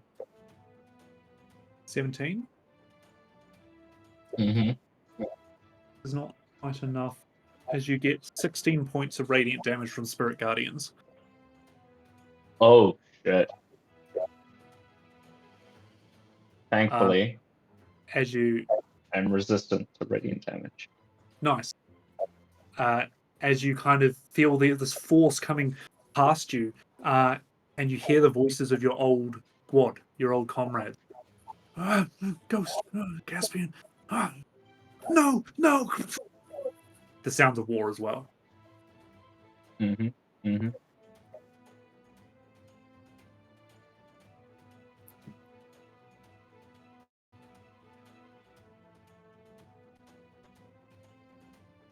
Yeah, You do, I'm doing the thing. yeah. Cube of Force. Yep.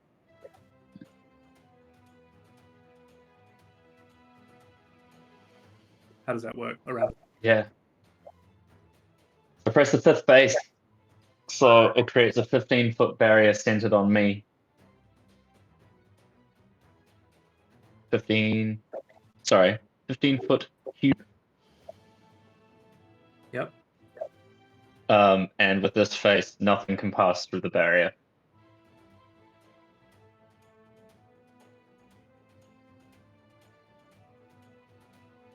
All right. The force goes up, and you almost see the spirits fade away from the rest of the room, and they almost start circulating within this cube.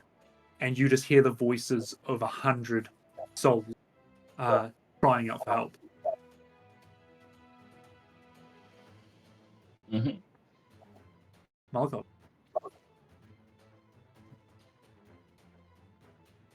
Holy shit, a lot happened in half a round. Okay. A question that has been burning at Molokov for quite some time, and I think is the first thing I need clarified. What is this crown made of? What does it look like? What is it? I think we have a What's photo. it made of? It's definitely made of like what's that black stone, obsidian, and then feathers and beads, string. Cool. No doubt. Okay. Onus is right there. But I think he's going to look back at Onus. But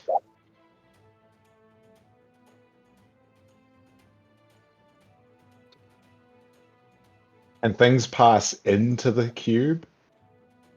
No.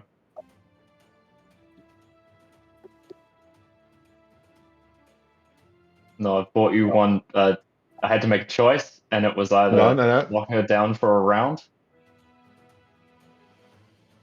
Okay. Well, in that case, she's locked down for a round. So it is Onus.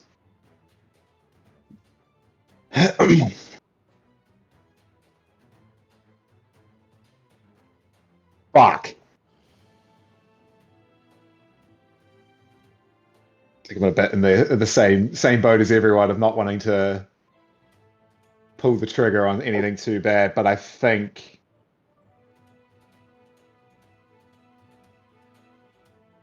does Onus does he look like he's doing anything in particular? Is he reaching for a weapon? Is he I mean, he's up next, but like but hard to say out of initiative order. But like he's focused on Tullus. The cube's now gone. Like you can tell he's calculating. He's not even paying attention to you. He's definitely focused up there. Though.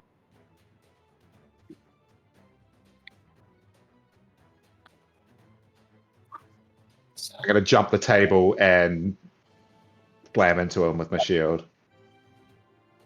That'll be a contested athletics.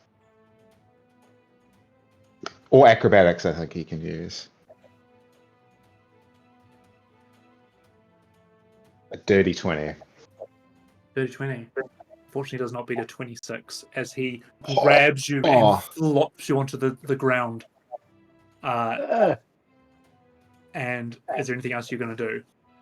Yes, because that was bonus action. So as I sort of get slammed into the ground, I'm gonna reach up and try and grab him by his hand and try and grapple him. Okay. And just pull him down by the arm that has the ring on. Contested.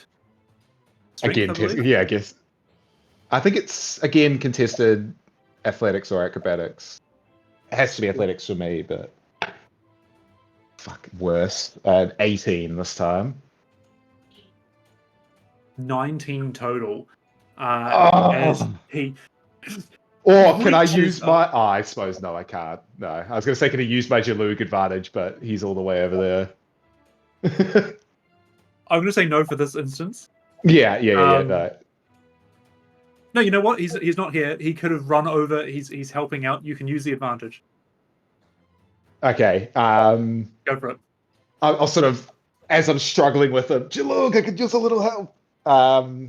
So. Doesn't even know who this guy is. Nah. 19 on the dice. Yes, here we go. So You a 26. grapple him by the arm and yank him down. But is that the end of your turn? That will be the turn. You see him reach around with his other hand and pull out his rapier, but like upside down. And he will make 2 serrated blade attacks. Sure thing. So first one is a dirty 20. Hold fire. Hold fire.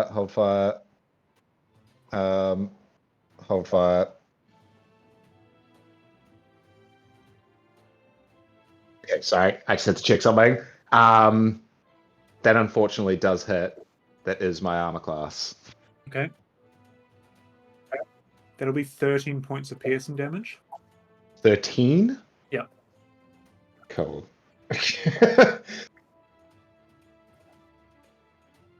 Yep. And then second attack, he's just going to do the same thing. Oh god, natural 20. So that'll be Natural 20? Yep. Good grief.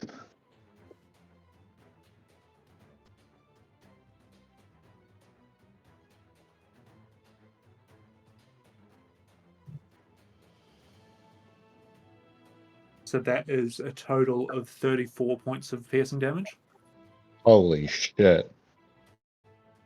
As he pulls out this rapier, stabs it into you, and then like twists in the wound. And he goes, "We need to get that crown." And he goes to turn away from you, but he's still grappled. All right. As it comes to the end of the round, the fights continue around from these creatures that have revealed themselves against the Auric Guard. So, what is going to happen is they need 3 successes to win the fight between the two of them. So we're going to go round left side down, right side down. So, Michael and Ian, can you each roll me a d20? Michael, your Oryx, and Ian, your the ship. It's a 9 on the dice. 8 on the dice. So that is 1 for this up here. And then the next ones, go again. 14 on the dice. 11 on the dice. And then the bottom ones. 15. 2. Oh. All right, so all 3 of the left-hand That's my side dice. have the shifter's advantage, and then the 3 on the other side.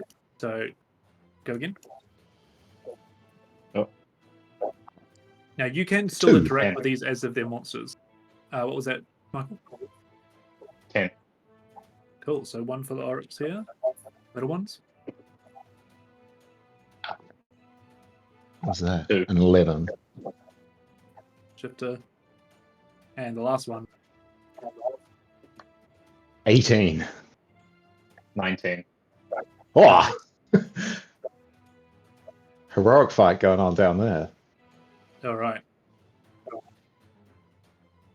All right. It comes back to the top of the round as Puck, Laurie, squares off against you and just is looking at you with almost desperation in his eyes. What are you doing? There's that moment, I think, where the eyes lock. And there's desperation maybe in Laurie's eyes, but in Puck's eyes, there's disappointment. Mhm. He doesn't want to have to do this. He doesn't want to fight this fight. And he doesn't think he needs to. But Laurie's not backing down. And from Puck's perspective, we cannot let Jurasco get that crown. So Puck's going to use his bonus action to steady aim again, plant his feet, and he's going to use... Sorry, one sec. He's going to use sharpshooter as well, and I'm going to shoot again in close range. Go for it. All right, that's pretty good. One of those, the best one of those is a 15, which minus 5 makes it 10, which means that it is a 19 to hit. 19 will hit. And it is 1, 2, 3, 4.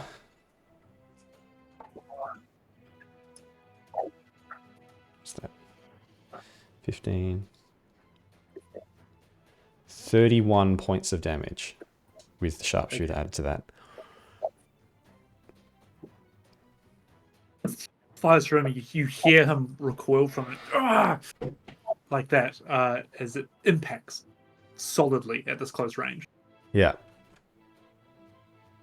Yeah. I think Puck is just going to say, last warning, stand down. That's my turn.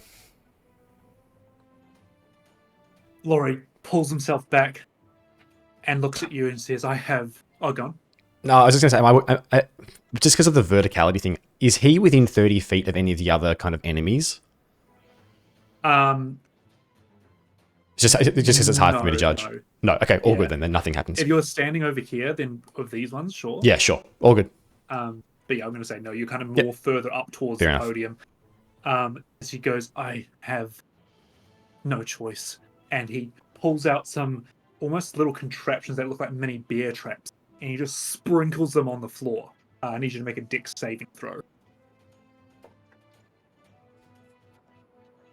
I rolled a 17, and my dex save is +8, so 25. They scatter around, and you kind of avoid them. But as you turn around, you see that he is coming back with his arm, and it's almost like he's coming in for a punch. But as the cloak kind of weaves off his hand, you see that it is turned into a blade. A metal blade connected up his forearm, and goes for a swipe at you with his arm blade.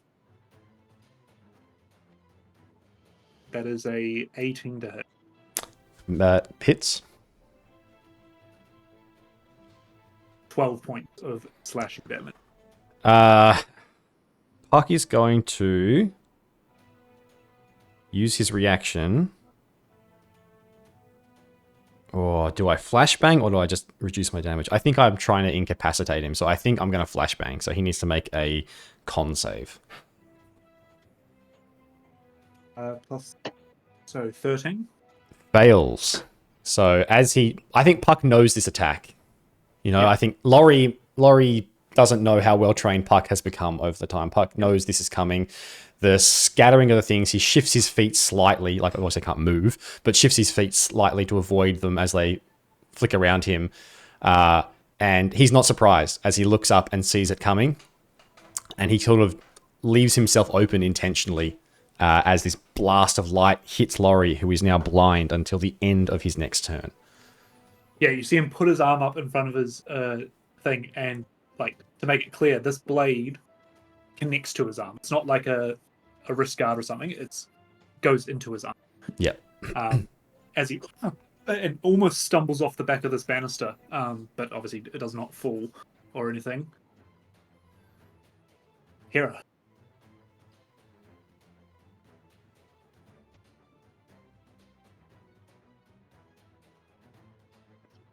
You're muted. Muted. Yep. There was an fuck just before the unmuting. Seeing that the cube sort of has her contained, at least for a second, we'll probably have, as soon as that came round, looked over to Molokov and then seen that interaction with the blade. And I think I'm just going to cast a Wither and Bloom on, centered on Molokov. Oh, nice.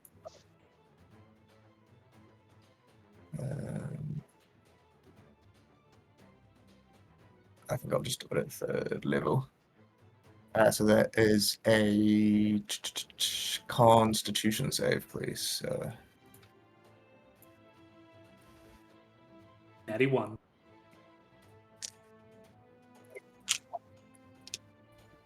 Hey. Natural 1. Oh. So that is...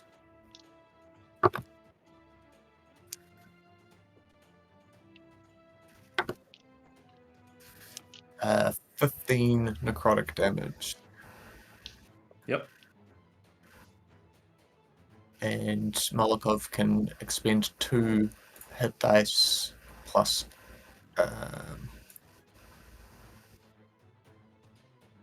ability modifier. 2 hit dice plus 5 HP. I'll definitely take that. Oh! Fucking double 8s. You love it. Fucking bloody beautiful. I needed that. Yeah, you definitely feel Hera's aid coming to you as I'm going to say as well, with this necrotic energy in the room, you feel the life essence coming back into you, Molokov, and Hera, you almost glimpse it as well, that as the Wither and Bloom expands, Molokov, you hear in your ear the very familiar voice. Keep going. I'm with you. Of Maeve.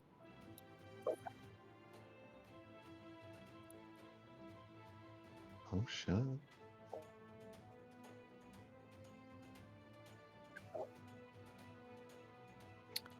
I think, though, the only thing I'm really going to be doing is probably move over a little bit off the table to the center, and I'm just probably turning, and anyone that isn't already fleeing as fuck, I'm just telling them to get out of here and tell them it's too dangerous, and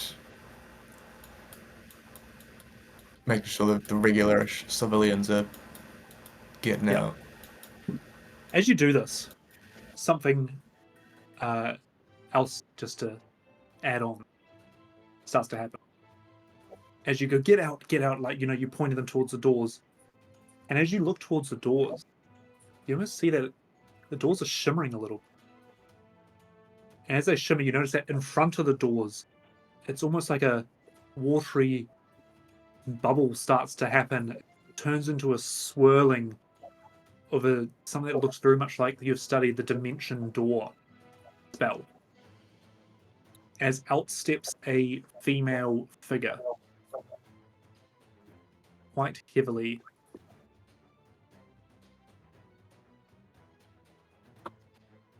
Mutated in the face, as Kelly Feeling steps through and removes her hood, and you see the shifters around the room almost get a bit more excited as they are starting to take over the Auric Guards. They won more in that last round. And she steps through and looks up towards you, Ghost. And her voice booms and says, "Do you see what you've made me? Do you see what I've become? Superior.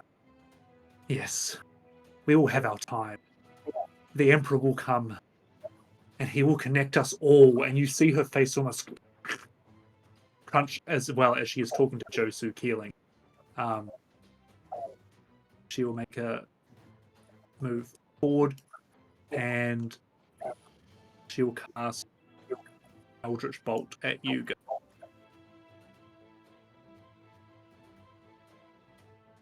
And nothing happens.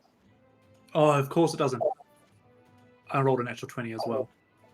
As you see this Eldritch Blast boom into the side of the Force Cube, and you just see the anger in her eyes as she steps through. Focusing on her, Tullus looks over to you, and again you hear, "You will not take this from me. This is mine." As she will just go for a melee strike against you. Not as good. That's a 12. That misses. But I'll need you to make another wisdom save for Spirit Guardian. Not a problem. We'll say it hits, but it cuts through the yellow fabric of cloak. Part of the transmutation. That is a failure. Those first, that will be 12 points of radiant damage. Understood. Is your alter self still up? I have not been rolling concentration checks. Hold on. It will just be one. That'd be 2. Yeah. 3, actually. That one makes it. That one makes it. Especially that one with doesn't, resistance. which is actually quite fitting. Even with the resistance? Yeah, because I think about it doesn't matter. I rolled on it. Yeah, it's going to be a rolled 10. under a 10. Yeah. Oh, actually, hold on. That's a 3 on the dice. I should actually look at my saves. Constitution. Yep, that's only a 9. 9. As your thing drops, and suddenly everyone looks at Ghost standing in this cube, not Josu Keeling, and you just see Kelly take a moment, take a beat. Thankfully, that natural 20 Eldritch Blast didn't hit. But Ghost, it is your turn. It is indeed. I was going to free drop that anyway, so that's good. But Does the cube drop? No. No. The cube is not concentration. The cube is actually. Let's read the item again. Cube of Force. Blah, blah. It remains until getting close to the object. Blah, blah, blah, blah. Cube loses charges. Contact with certain spells. No, it remains for a minute or until I change it. It's part of the item, so I'm not concentrating on it. Yep, it remains. Gotcha. I just have to tell us. I'm not who you think I am, and I'm not your enemy, and I'm not trying to take anything from you, but right now, those people are. You can't stay here. They can't have that. Let me help.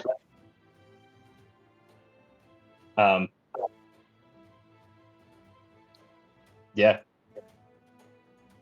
Okay, give me a. I'm gonna say persuasion. Pretty steep. Great thing. Oh, that's a shame. 17. She just looks at you, having transformed from Josu Keeling into this stranger. And then looks up, and you can tell she's assessing around the room. You're not too sure if it's taken effect or not. Okay. I will use my action to. This will be dumb. No, it's fine. I will use my action to press the 4th place on the cube. Although visually nothing's going to change. But that takes it from nothing can get through to spell and magic effects can't get through. Okay. Malako.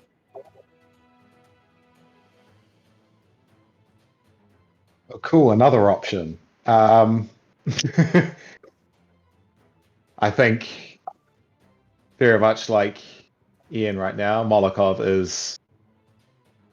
First of all, I rolled them late, but I also failed my con. So as he pulled out that blade, you would have seen the armor sort of reappearing from the puncture wound. Still in this grapple with Onus.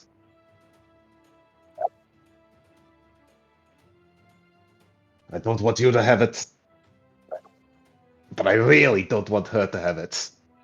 And he turns a cog on the armor, and again that crackling energy appears, and it almost looks like he's about to explode, and he will disappear.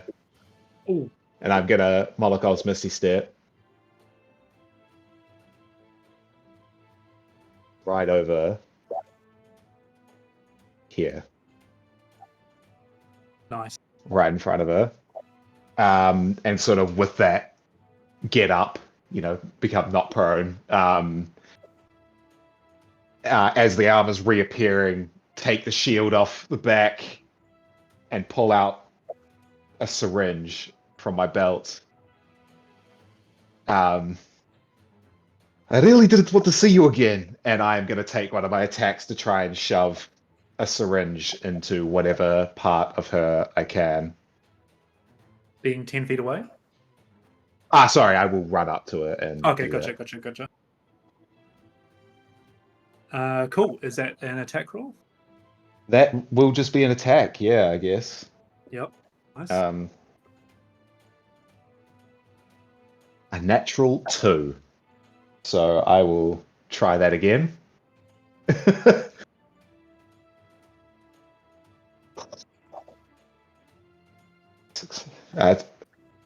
Hopefully it's good. And she has shield. A 24. Oh, yeah. 24. So what I'm trying to hit her with is it's an item you gave me a wee while ago. Yes. That is not a real item. It is just you called it silicon silence. Yep. It says small glass canister with a needle attached. When injected, the target is silenced for 1d10 hours. I don't know if you want to attach a save to that, but it's a silence serum is what I'm trying to hit her with. You stab the serum into her. And I don't know what it's about me and Jed being in campaigns where silence is just not what the GM was expecting at all. And it doesn't do a lot of damage, that's the thing. And so she looks at it and just is way too full of herself to look up, and so full of hatred at the moment that she goes to say something in return, and she realizes that she can't.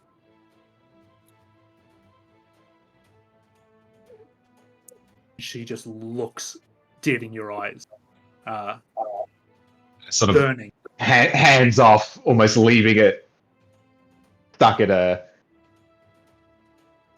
fair fights now, dear, and so just square up, ready to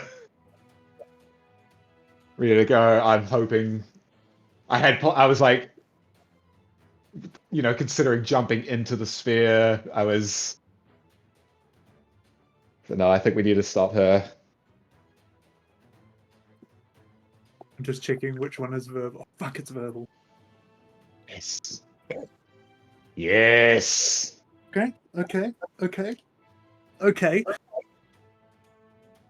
That's bonus action. Yep. So Onus is up. Fucking brilliant stuff. And he looks back over to you and Kelly, looks at the crown, looks at Ghost,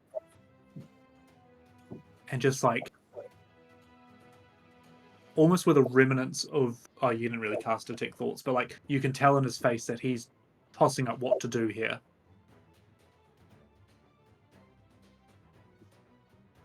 As am I. And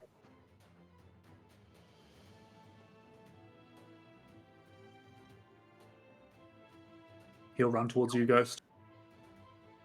And he will stand outside this shimmering cube. This is 25 feet of movement he's just used. And you see he'll look at you. Just kind of give a shake of the head and look back at Tullus. And he'll take a step forward.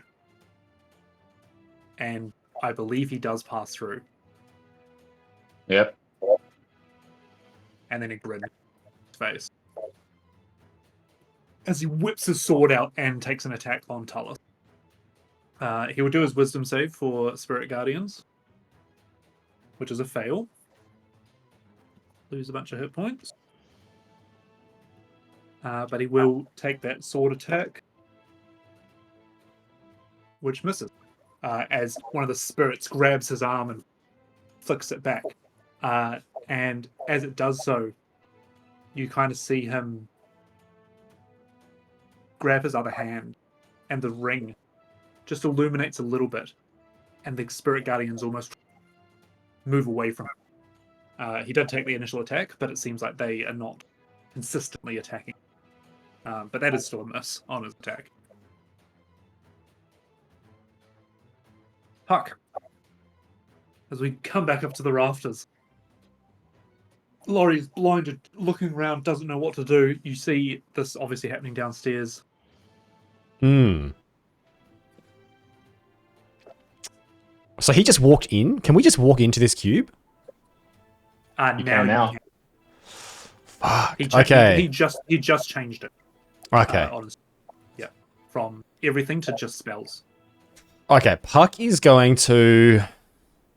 He's still got a little, like, I mean, not mechanically, but he's still got all those little things at his feet.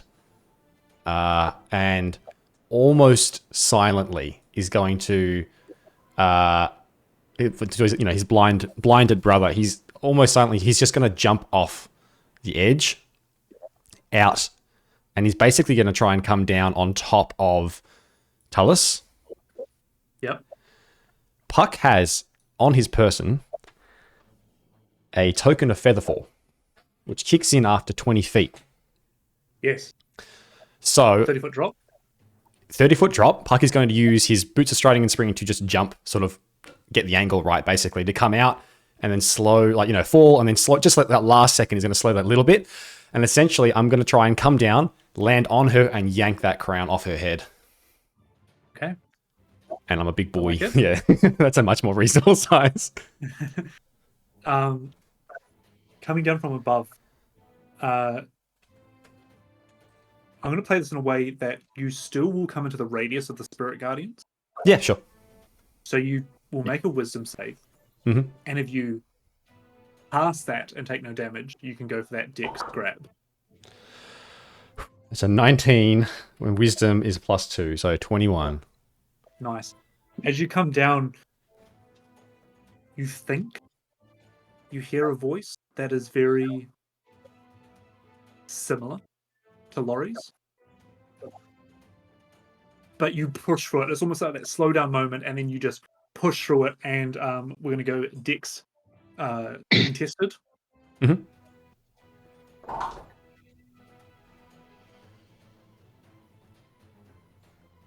Just straight dex? Or is it sleight of hand, or is it just straight dex? Like whatever, but just checking. She rolled a natural 1. Okay. Well, I rolled a 15, and depending on whether or not it's sleight of hand, it's like 23 or 20 if it's just straight dex. As you tumble over her shoulders and grab the crown off her head, you feel a resistance that physically shouldn't be there, as if the crown is wanting to stay on her head. But you rip it off, and she just crumbles to the ground, tears in her eyes as you roll next to her and have the crown. And almost the room goes silent for a second. The Spirit Guardians drop. All the noise comes back. You have the crown in your hand. What would you like to do? So the token, the Featherfall doesn't, I didn't do anything for that. That was not an action or an interaction or even an object thing. Nope. I would like to use my grapple gun to, it's got a 50-foot range, and I want to basically shoot myself out kind of towards that window I messed with. Yep. So back up here. Back up. Well, further down if I can, Oh, sure. But yeah, whatever I can get to. I'm maybe like, I don't know if you can see my little ping there, little green. It's quite dark. Down there, Yep. around there. I haven't 5, 10, 15. Yeah, around there probably is where I can get to. Maybe just south of that ladder, I guess. Yep. So And, I think we do like an attack roll for your grapple gun. yep. That's 13, and it has a +8. Flies out, and you see it wrap around that banister. Did you pull yourself out of there? Yeah, I'm zipping out. So Puck, well, I'm just going to put myself up here. Obviously, on the wrong size again, but whatever. Yep. Puck is pulled out, and what I'm actually going to do as well is in that landing there, I'm going to basically hide myself behind the thing. So at his turn, Laurie, ideally, does not know where I am. So I can still potentially bonus action hide with my cunning action. Yep. It is a lot. It is a lot. And what I'm going to do is get you to roll a stealth roll. Just keep that number in mind. Because you have grabbed this crown. You even feel those whispers starting to niggle at your ear. Yep. But you've kind of gone into action mode. You grappled up. You've made quite a lot of noise. My question to you is: does Laurie get a save again from this blind? No, it just at the end of his next turn, he will be able to. Yeah, so he's blind his entire turn, and then at the end of it, he'll be able to see again. So looking around, you can see as you're hiding. He looks around. Suddenly, his eyes flicker open, and he realizes you're not there. He realizes the crown is not on Tullis's head, and now he's going to do a perception check versus your number. Okay. 17. Does not. I have +11, which is just stupid. But it doesn't. He doesn't see me. Basically, him being a rogue as well, like he could see where you're hiding and stuff like that. But yeah, he looks around and he just goes, Paxton! And he calls out to no avail. Hera, Puck has just fallen on top of Tullus. Yanked the crown and just flown above your head. What are you doing?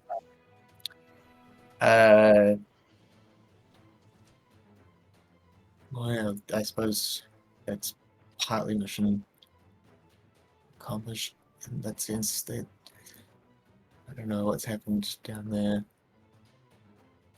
I get spells through to Ernest anyways. I'd have to run up and in there. I think Molokov's some of them. Yeah, I'm gonna sort of be torn between the two. See Puck get the crown, know that that was what Ernest was after. So at least, if anything, he might squabble with Ghost, but his mission sort of failed. And I think I want to try and at least do some damage to this lady. So I'll take so wisdom save. Yeah, I think that's going to be. I will sort of start muttering and move my hand in front of my staff a little bit, make these geometrical shapes, trying to whisper into the mind of Keely, and just for a second, there's like a flash in her mind, and out from behind Molokov, almost like a hand on his shoulder out of nowhere, will then step around a perfect Warforged version of what she used to look like. And I'm going to cast Phantasmal Killer as this image, perfect Keeling, steps out in front of her. So it's a wisdom saving throw on her part. Saving. Fuck. 9. That is going to fail. So Failed save. She takes.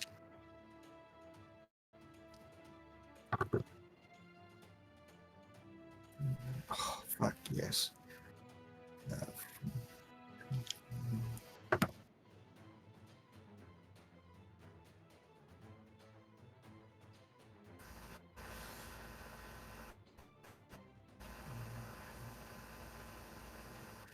Die kick damage. How much?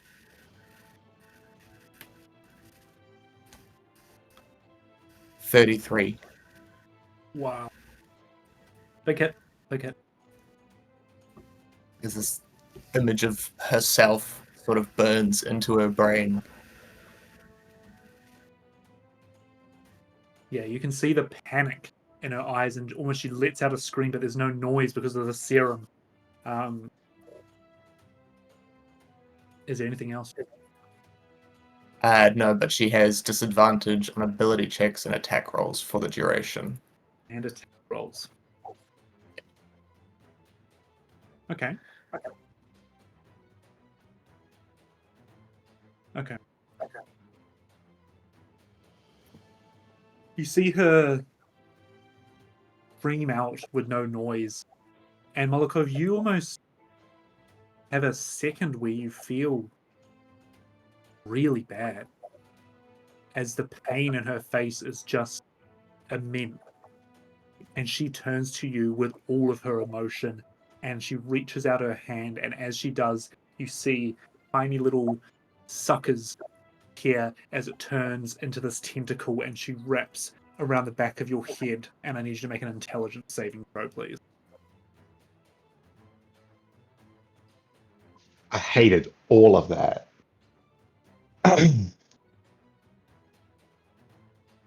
Good thing I'm semi-smart. Let's see how smart.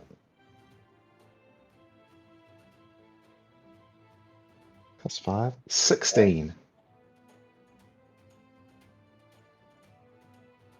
With a DC of 7.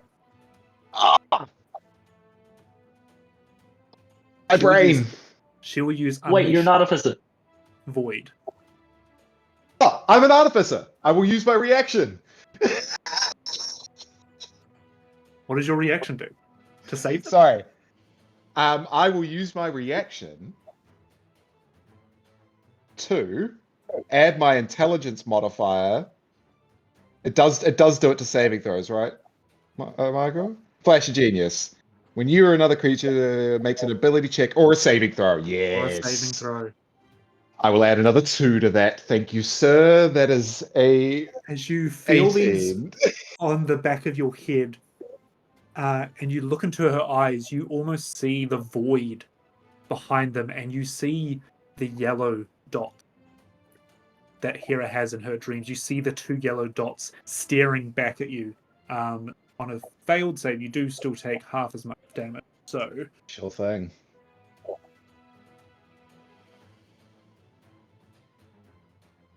okay, so you take 9 points of cold damage and 9 points of psychic damage.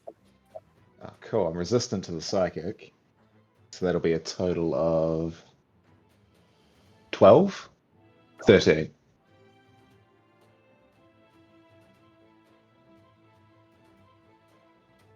We ran down in this campaign. Yeah, so 13. 13. Right. 13. As she can't say anything to you, but in the silence, you almost see a flash of what is beyond. But you Oh, know in your head that this isn't real, this isn't real, this isn't real, and you pass that intelligence of. Thank you for that here. reminder, Gus. You're still here in this room. You are not lost in the void, and you snap out of it. Tullus collapsed to her knees, is just starting to sob, and goes, "Where? What?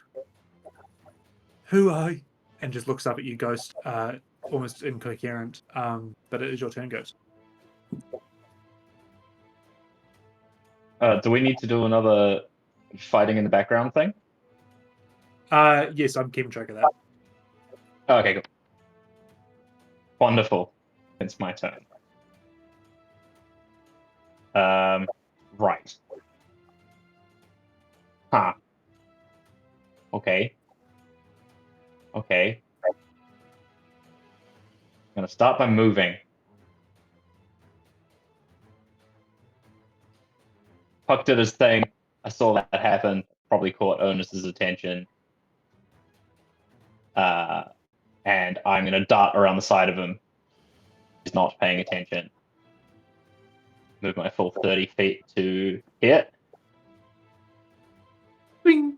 You hear the rapier at your back. He's going to take his opportunity attack at you.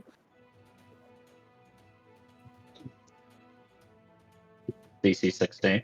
AC 16. Yeah, it was a 19 dice, so 26 to hit. Yeah, I can't even shield against that.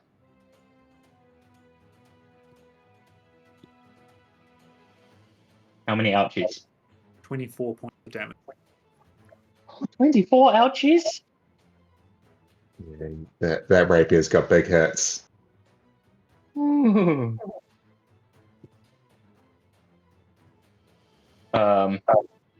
Yep, that hurt. How are you looking, Molokov? Better than I was. Can you hold your own for a Worse than I minute? could be. Sorry. All right. No. Yeah, keep holding your own. Molokov will hold on. He'll hold on. You do I do will your thing. use my bonus action to cast Expeditious Retreat to give myself a dash action. Yep. That's a spell. And I'll buddy up right next to Hera. Sorry. Process order. Before getting to Hera, because this barrier moves with me, I will press. I will press the third base question mark. Oh, no, I have to get to Hera first. Spells can't pass through. Ooh. Okay. Phantasmal Killer concentration here. Yeah. Okay. I won't do that to you then.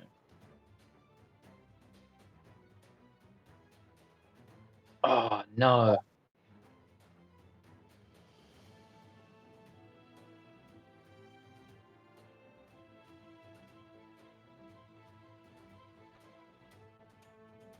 Okay. I'll just press the second face of the Keep of Force, so non-living matter can't pass through the barrier.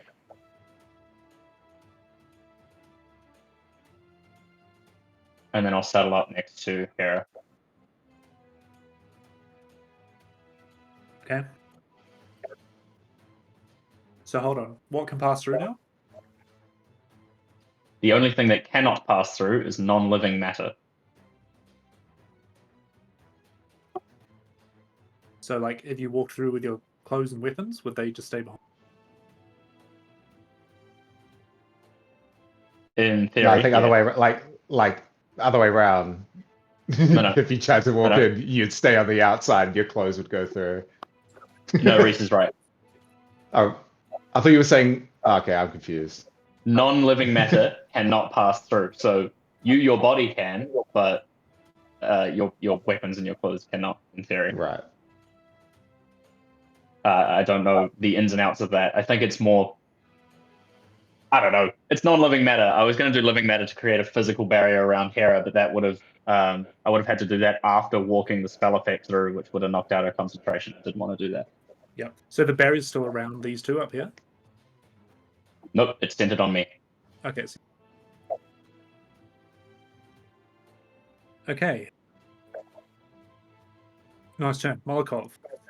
You're staring into the face of one angry gal. One angry motherfucker. There's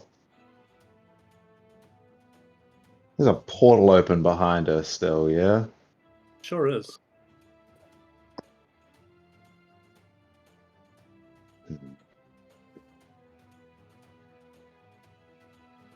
Quick glance at the portal. Can I?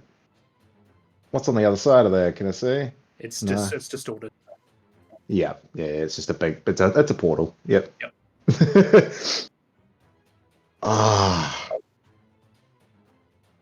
I think I just need to stay alive here rather than actually do anything necessarily.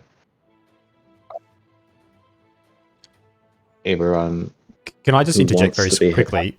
Our plan you was absolutely can. if we got the crown, then I think the plan was we're going to get out. Yeah. The problem is getting out at the moment. I don't think, other than yourself, there is no clear way to exit this building. There's a portal. We can't. We don't know where it goes, but there's a portal. Yeah, I'm not getting in that fucking portal. there's also a door behind her. The door's down here. Yeah, I was gonna say we can go round the portal.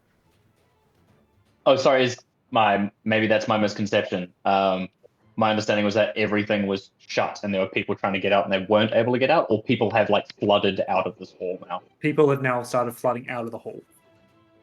Cool, understood. Is it basically empty, or is it still chaos kind of at the doorway? Yeah, I would say it's 80% empty. I'll also say as well that given the situation, you're not sure what the outside effect is, but obviously people are going to start causing chaos and commotion and stuff. If you can get to the side of the map under any of the banisters, that will also count as exiting the building, because I reckon, like, you know, side doors would have opened by now and such like that. Like, people are starting to pour out. It wasn't ever meant to be a prison. It's just to like protect people from coming out. But that's it. Okay, that's my misunderstanding. Very good. I also assumed the same thing, is that we were kind of like locked in. But no. Anything under That's the fine. banisters or off the map will count as leaving. Yeah. Look, I agree that was the plan. However, she's like, you know, there. And I don't know that Molokov would necessarily want to just let her go. So it's up to you, man. You do you. Yeah, I think for the moment, he's going to at the very least, be keeping her attention. Yep, I think is fair enough. So I think what he's going to do is step round this side, in between her and the portal. Yep. So just round it. Yep. Yep. Oh, never mind.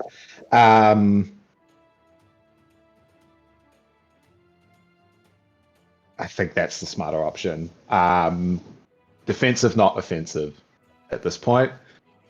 He's going to get around that side of her, like almost like faking a few hits before he pulls the pin on a canister at his belt, and the smoky shadows start appearing and taking the form and taking coloration and turning, and now four Molokovs are now sort of moving in the same space. Nice. Almost all trying to intimidate, like almost spreading out to block the way in between her and the portal. And that'll be it. I don't think. Oh, actually, no. And for my bonus action, I will give myself some temp HP with my artificer thingy. Yeah, that'll be my turn. I was going to say as well, with the direction you were facing during most of that fight, Molokov probably doesn't know that we've got the crown yet. Good point. He's probably only just figuring that out now. Okay. And as you are figuring it out, you are looking back. Oh, go on. No, sorry. Yeah, that's it. You are looking back at Onus, who is assessing the situation. You see him look up and he catches where Laurie is. Looks at you stand in front of Kelly in the way of the portal. And just kind of, you see he takes a breath to himself before looking at you, Ghost. As he turns around and cuts across the throat of Dean Tuller. Oh. He will then run this way.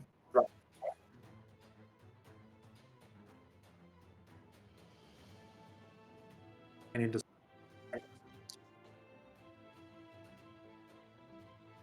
she falls on the ground. You see him join a bunch of people that are trying to get out this way, and he kind of like shuffles into the middle of them, heading up this way.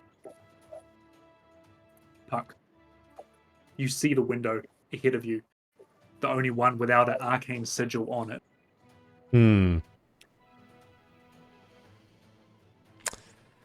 I already ran away once, like quite recently. But it does seem like the prudent thing to do, honestly. You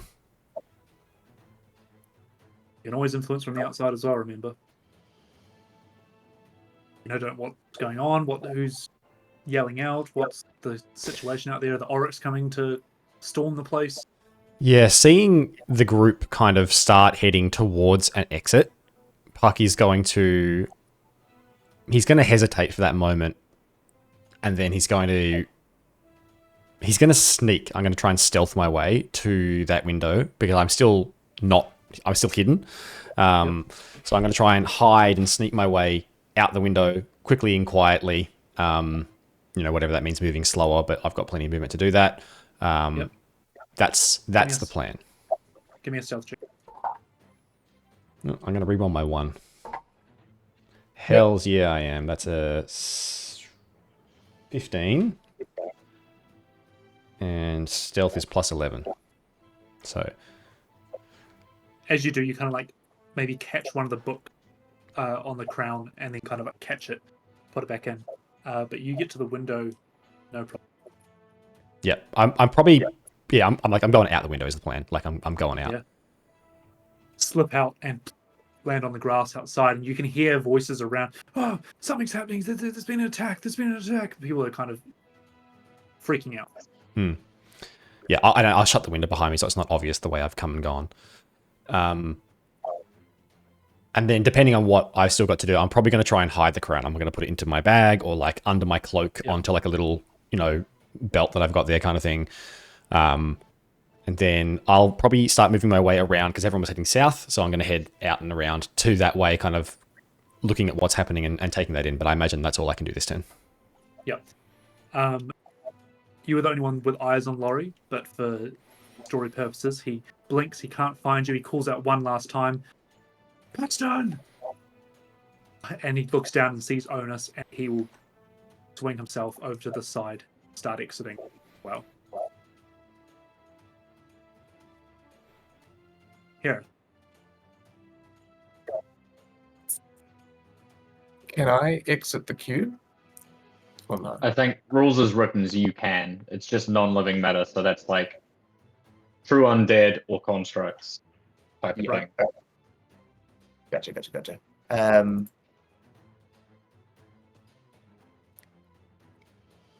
Yeah, I suppose having cast that spell, seeing that she's sort of taking care of Molokov, and I know that that image is still holding, because I'm concentrating on it, would have turned back, seen what happened up here, thought about the professor. We will need answers from her. I'm going to run up next to her. I believe, yeah, we'll have to use my feline agility to get to her. And I'm going to cast Spare the Dying on her. Nice. It stabilizes her. So it stabilizes her. You pull in this energy, and as you kind of lay your hands on her dead or dying body, you feel another hand on yours. And you look down and you almost feel the sense of beside you another tabax and a familiar voice saying, save her.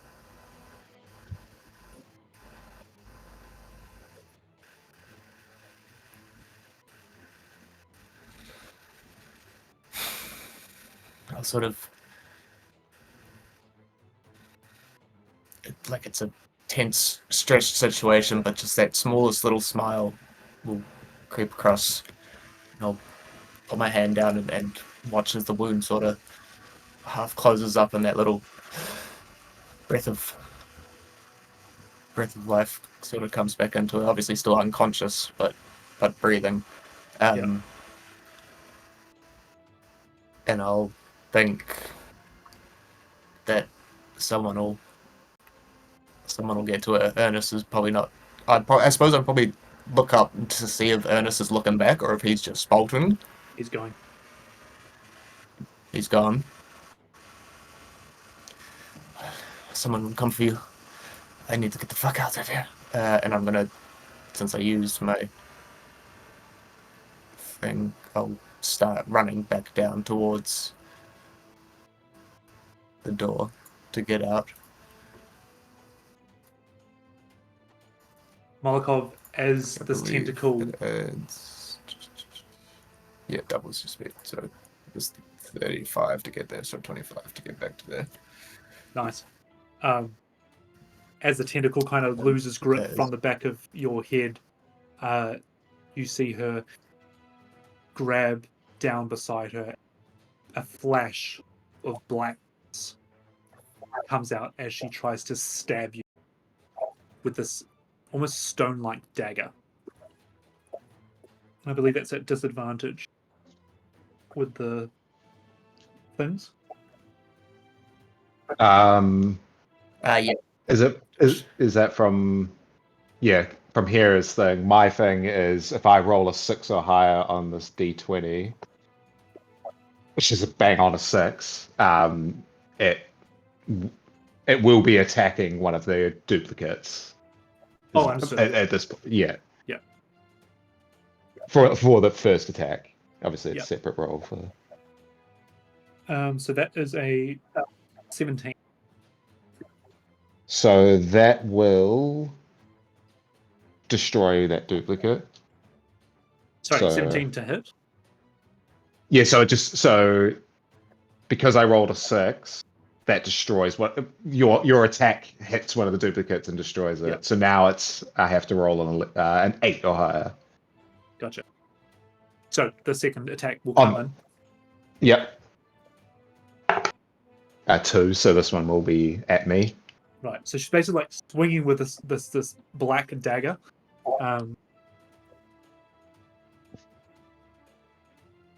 26 to hit. Yeah, that hits. Not a natural though.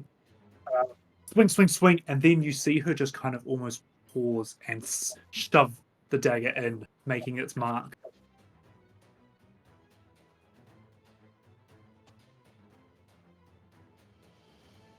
Okay, so that is going to be 15 piercing and 15 poison. 15 piercing and 15 poison. Thank God for my temp HP.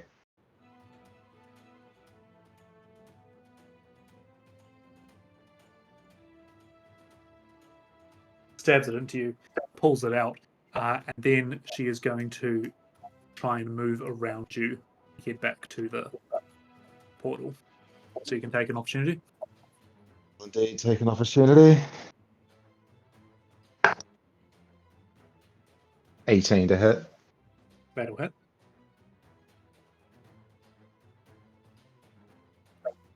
$11 points of damage. Thunder damage. Boom. She looks a little bit hurt, but she does continue to move. She basically ends by her portal. Next, she'll be able to step into it. At the end of the turn, she makes another wisdom save. 14. 14, that fails, so she will take...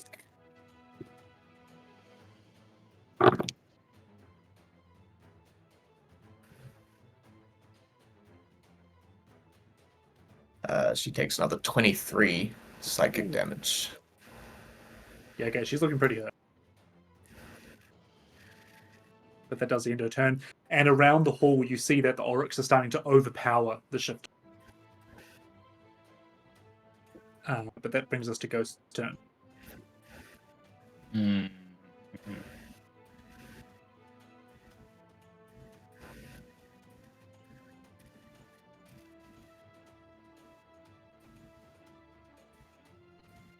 Choices. Well, he's right there.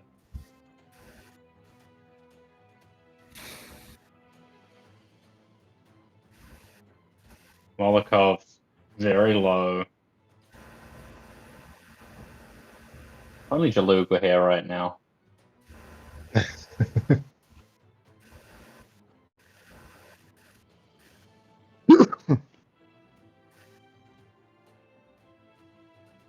Oh, don't make it easy for me, DM. Oh, what would be the point of that? Stick to the plan. Stick to the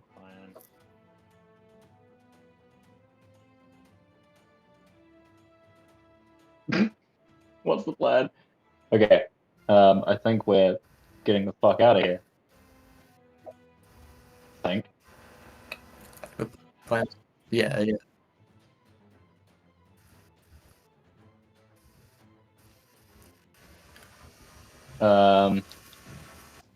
It's my turn. Who goes next? Molotov does.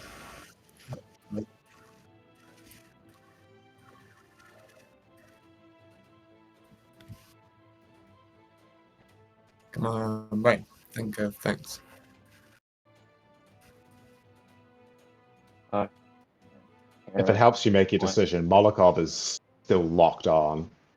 He doesn't look like he's about to run.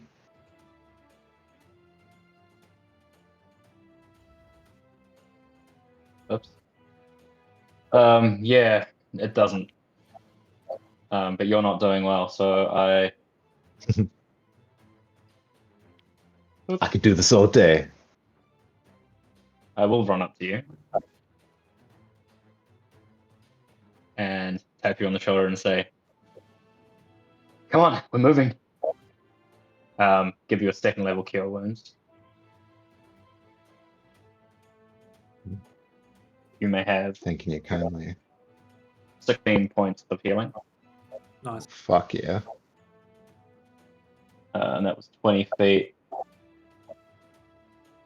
And then I am going to, taking a fairly wide berth, continue running, using my bonus action to do so, round the portal towards the door.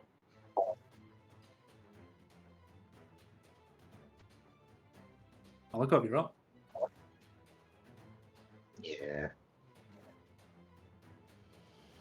You said she's looking pretty hurt, right?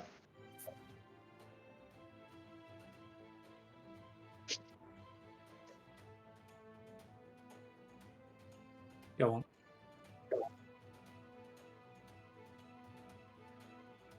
She's been stabbed and attacked and beaten physically, psychically. It was actually emotional hurt. And, she thought she had her confrontation with her dad. Like, she's been building up to this, and that got ripped away from her because it was someone else. Her. And she's like, what the fuck? He's not And even then got here. silenced, so like can't even make another speech. I think we are trying to get out there. To be fair, I'm not going to get far this turn anyway. I'm not going to get out of the room. I might as well do the thing. I'm going to... Yeah. Molokov is just going to charge at her and almost as a jumping strike, shield first, try and knock her down. Contested athletics.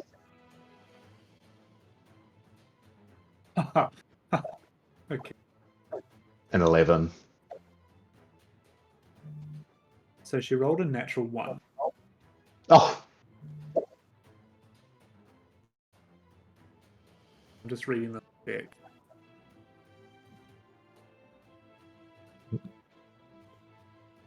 doesn't help. Go for damage.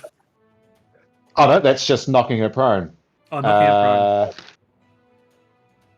So that now I will attack her with advantage. With advantage, no.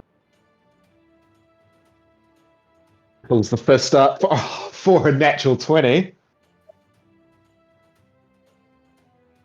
Here we go. For the record, I am trying to non-lethal. I'm trying to knock her out, not kill. But that is a 2 on the dice, so plus the 8 from that, and plus 4 from that. So 14 points of damage. 1-4. 1-4. And I will try to strike again. Go for it. A 24 to hit. That'll hit. Uh, 10 points of damage. Oh, as you get her on the ground and 2 massive hits come in, and she just rolls over and looks at you. It wasn't enough to do it, unfortunately. That's all right. That's all right. I believe I've got 10 more feet of movement. I think he's just gonna again sort of get round on the other side of her, Portal. sort of over there. Yeah, so she's basically right next to the portal here. Yeah, yeah, he's trying to be in a position to still try and hit her if she runs, but is accepting that he might have to get out of here now. Okay. Onus is gone. Puck, you're outside. I guess the thing is, because who's still inside? Hera, you're still inside. Because I think like the outside stuff, Puck, we're gonna have to do kind of outside of initiative. I just want to see what these guys do this round. All good. And then so Hera, what's your course of action? Because if everyone is starting to move out. Yeah, I was gonna say, seeing now, like I've stabilized her, like you can sort of tell that the Oryx taking the shifters down. It seems to be in their swing, sort of thing. Yep. Yeah, and I don't know the extent of their involvement. I know they're to do with the houses, but she doesn't have the crown anymore, so she's not a threat of anything. They're gonna help her. So I'm just fucking how I Bob's your uncle action dash.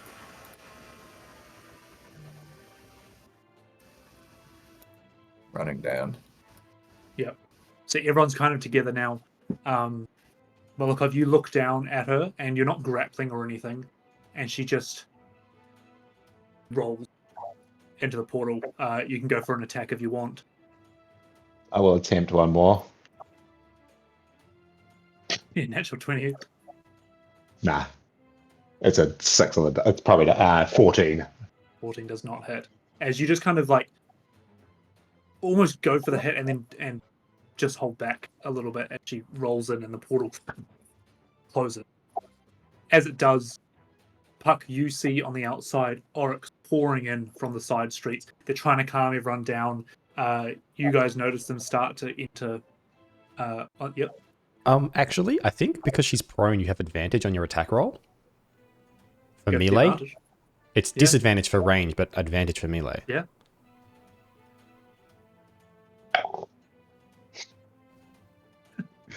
Three on the dice.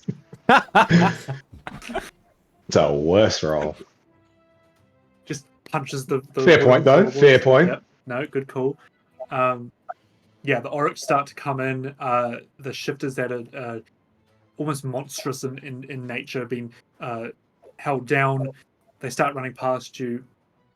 Puck, you do notice, though, standing across the courtyard, watch, is Josu Keeling, just over his red glasses, watching it all unfold from a distance. And that is where we'll end the session. Oh boy. crown in hand. That went so much more smoothly than it should have. We were so lucky. Oh yeah, that just kind of silencing her was Oh, huge. dude. Huge.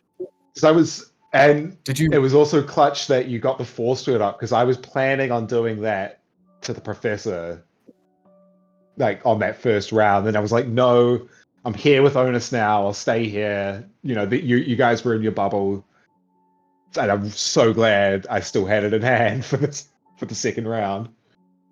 Holy shit! Gonna take off that featherfall token I've had forever and a day. Yeah, I had to take off my silicon silence.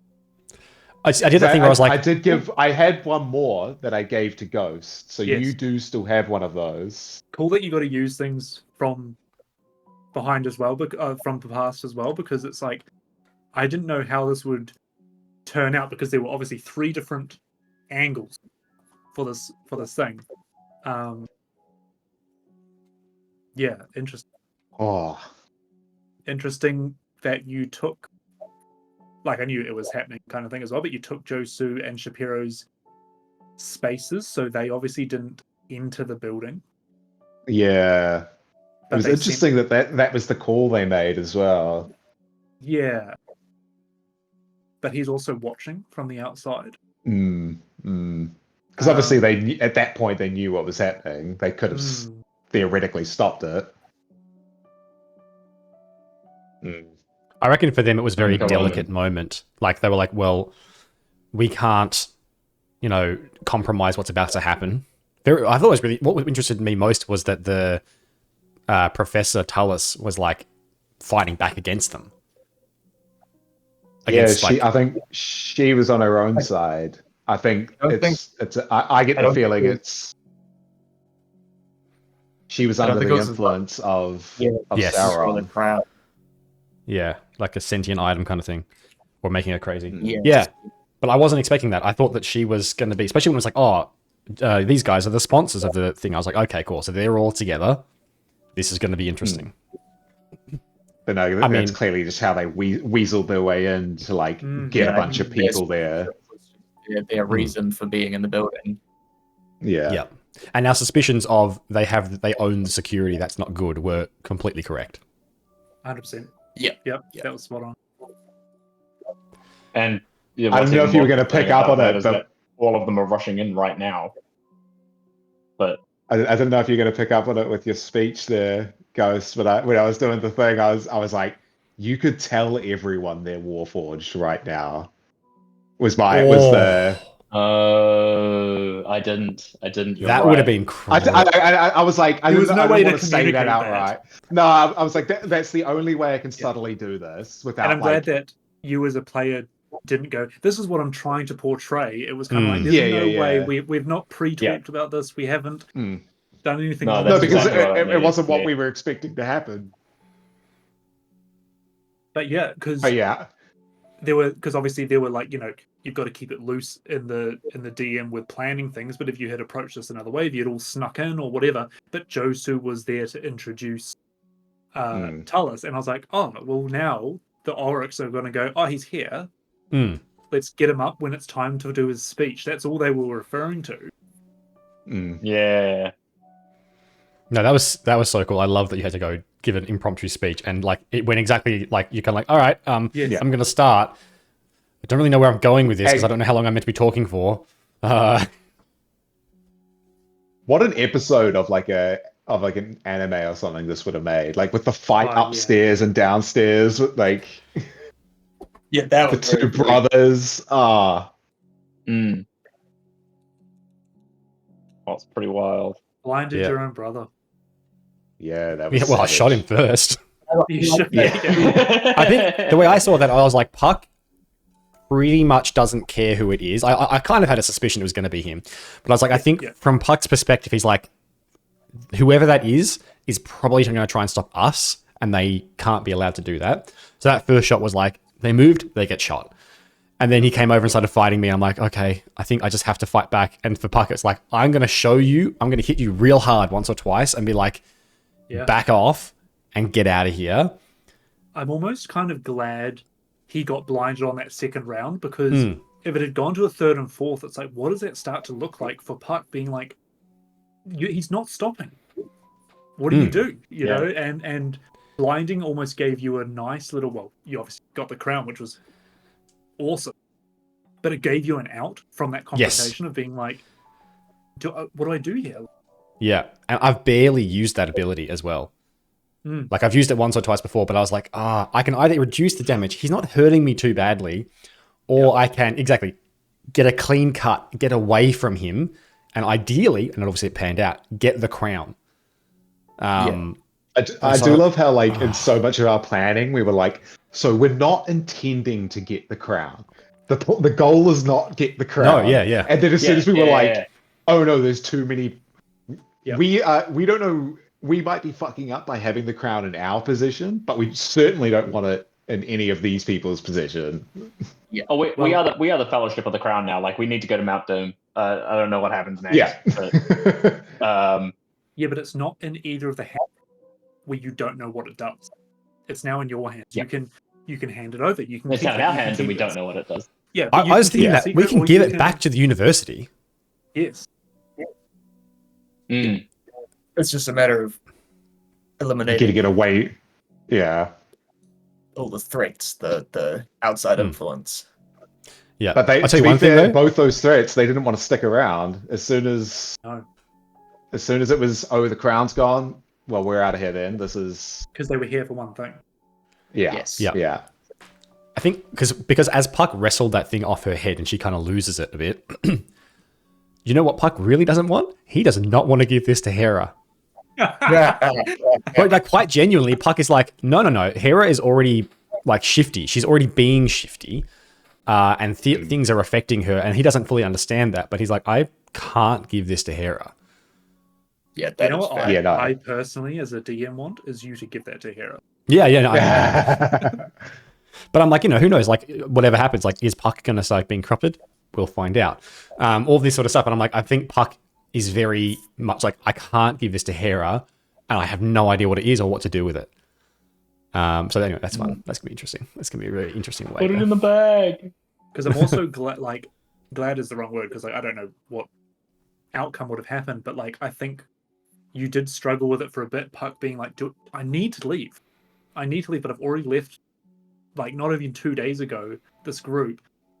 But then it's like, if you had jumped back down on the ground, that basically draws attention to, there's the crown. Yeah, there's the crown and back in the game. Yeah. If I do that, we're not leaving until everything's dead, basically. Correct. And then we're the guys inside that killed everyone. Yeah. So I was like, I was really hoping that everyone was going to start running to an exit or the crown something. in hand. Yes. If we're being realistic, there's the possibility you could have killed everyone. Your party is more than capable of doing that. It would have been a long slog of a fight. There would have been some damages, there may be some deaths or whatever, but you could have done it.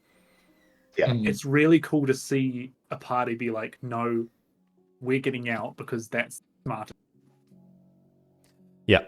I think, like, the other thing is what I really liked, and this is just from my perspective, is like, you took a whole player out of that combat, basically. Puck wasn't involved in that fight. He was in his own fight upstairs, completely removed from everything else that was going on until he was able to make that happen. And I was like, that was really cool, because especially with my ability to shoot twice and all that kind of stuff, or get in and stab and shoot and then wails from the grave, I'm like, Puck can whittle down, like some of these smaller enemies or whoever it is. Like, he can do a lot of that, but it pulled away in a way that was like really, like, built on the backstories.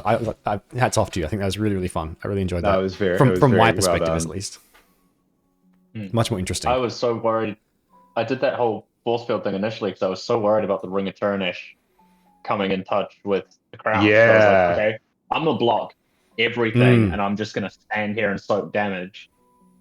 I was gonna drop my disguise anyway and try talking to Talus to be like, fucking let me help you in the way that Ghost does, and just fucking getting beaten the whole time.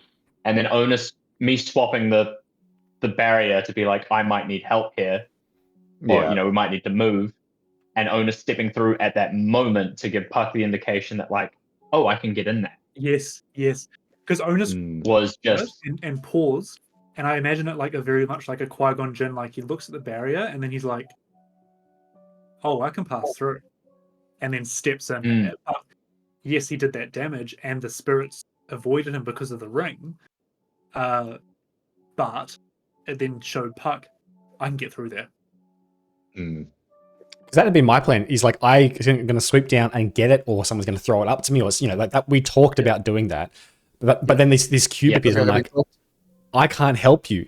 I'm literally stuck up here, fighting my brother. Going like, well, what am I meant to do right now? Like, I can't even come and help. That was cool. The way that all came together. That's the kind of thing of like, you almost can't write it, kind of thing. Like it has to be all these individual decisions that make it work. Otherwise, it feels a bit forced. Like my the last way it decision. was cinematic as well. Sorry, what was that? Oh, just the last decision I was making in that. Oh, sorry. Go. Fucking you.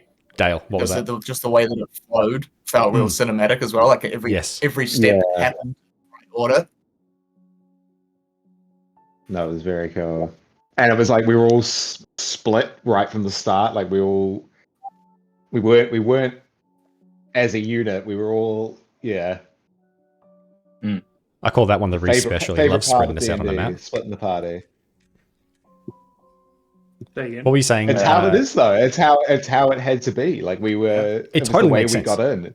Yeah. If we had gotten in as a team, we'd all be there as a team. But yeah, to be in groups, I think was totally the right way of doing it. And I think it was the right groups as well. Like it's very unfortunate that Jono missed out on the combat. And to be fair, like revealing behind the curtain a little bit, the outside combats were going to break off and start coming in. I think if you had Jalug in there as well, because what it was is one or the other was going to win, and then they each had different motives. The shifters might have all gone for the crown, the Oryx might have all gone to protect, so on and so forth, whatever. But I just kind of felt without Jalug in there, that would be overwhelming very quickly. Yeah, there's a huge difference of losing a player. And it would have just been interesting with him and his sword and his psychic abilities and stuff like that. Side jump as well. Yeah. Yeah. I was gonna say, it was just like fighting off a couple of shifters or something. Yes. Yeah. Like, helping in that sense. Yeah, like helping here and there, like blocking a blow that was coming towards someone else. Well, it came in clutch with Onus in grappling. Yeah. To be fair, had that first round gone better, because I only like just got the grapple on that second attempt, but like had that first round gone better, I was trying to rip that ring off. I know. That would have been good to get out of his hands. Although, who knows if that would have been terrible for those two items to be with us in the party as well. Well, I don't know whether you picked up on it, but his comments were that Josu was wearing that ring. Yeah. And I don't think it's giving away too much, but they obviously got to the door and was like, oh, I thought you were already inside or something, and Josu's gone, you take this. Me and Shapiro will stay outside. Yeah. Go figure out what's going on. That's like, I was worried that I was going to run into them outside. So that's probably I'm being stealthy, like one, to get away from Laurie. But I'm like, when I get out the window, now if someone's looking at the window, sure, they'll see me. But I'm like, I'm not jumping through and shattering the glass as I go out. Like I'm trying to be quiet and sneaky. I don't want to be seen by anyone until I can blend myself in with the crowd, kind of thing. Ooh, and also, if I ran into him, I probably would have to kill him. Yeah. Let's be honest. Shit's gonna get interesting next week. 1v1 Josu. Yeah, look, honestly, I'd back me. Like, to be frank, I'd back Puck in a one-on-one fight. He'd barely have been hurt. Hey, chuck on the crown, see what it does. Yeah, no, not happening. But although we haven't seen Josu in combat yet, we've only seen him in social interaction. No, but I back Puck with the ability to lessen damage incoming, and he hits really hard and very often. Yeah. Hmm. Oh, I took some hits. I went Yeah. down I know way you faster did. than I thought I was Oh, going to yeah. go. As soon as it's like, hey, She is that's not to be 20 messing something, you're around like, with. no. No, can't be 20. Yeah, yeah, 20 yeah. is too much. I have like That- 60 that hit points, last 70 hit- hit points. That last hit where you hit me for 30, I was on Oh, the 30. 15 and 15? Yeah. Yeah. I was on 30 HP. It was only because of that temp HP from the turn before that I had any, that I was still up. Fuck. Yeah, she's not to Yeah, be and then I messed around with, and you No. freaking silenced a spellcaster. Oh, Yeah. Well, because I wasn't sure, and then she Eldritch Blast, and I was like, well, I can't have that. You can't be throwing those around. she's got a special friend somewhere out in the void. Yeah. Sure Yeah. does. I made a decision at the end there to give you healing instead of vortex warping her away from her portal Ah. as well. That was like the last choice That I could have made. It was been a like, no, call. we're getting out of here. Buff you, Yeah. leave, make your own decisions. Because Otherwise, my it would only have thought been was like, if I could knock her out on the way out, and we could take her as a prisoner, that's massive. Yeah. I was just like, if I could just do this on the way, then brilliant. But if not, fine, she's gone. Did Yeah. you roll for how long she's going to be silenced for? No, but that's a good point. 1d10. what was it? 1d10 hours. 1d10. 4. 4 hours. I love 4 thinking about the hours. fight from other people's perspective, because you think about it from her perspective. She rocks up, they're fighting. She's like, I got you, Dad. And she gets, and it's not him. And then she gets her face punched in, and she gets The silenced. And she crown can't even just say anything about disappears it. in a flash. The crown is gone. Like, everything has gone bad for you. And now she goes back to wherever it is she's come from, whoever was there waiting for her or whatever. And they're like, what happened? And she's like, because you can't talk. Can you imagine the big bad? Like, she's sitting in her lair, like, the time has finally come, opening her portal, walks through, nothing happens for 40 seconds, and she just rolls back through a bloody fucking mess. Nose Definitely caved in. There's definitely like Nose caved two in. minions that are going to die, because she's going to come back and just like Eldritch Blast 2 minions out of hate. And just I think she might have been there for like less than 24 seconds. Because I'm pretty sure she didn't rock up round 1, and I think we only had like 3 or 4 rounds. So like 6-second rounds, she's there for like 20 seconds, let's say, about, before she rolls back out. I do always She's think gonna- of she's gonna combat sit up and as just lasting a hang little people. bit longer than it lasts, you know? Yeah.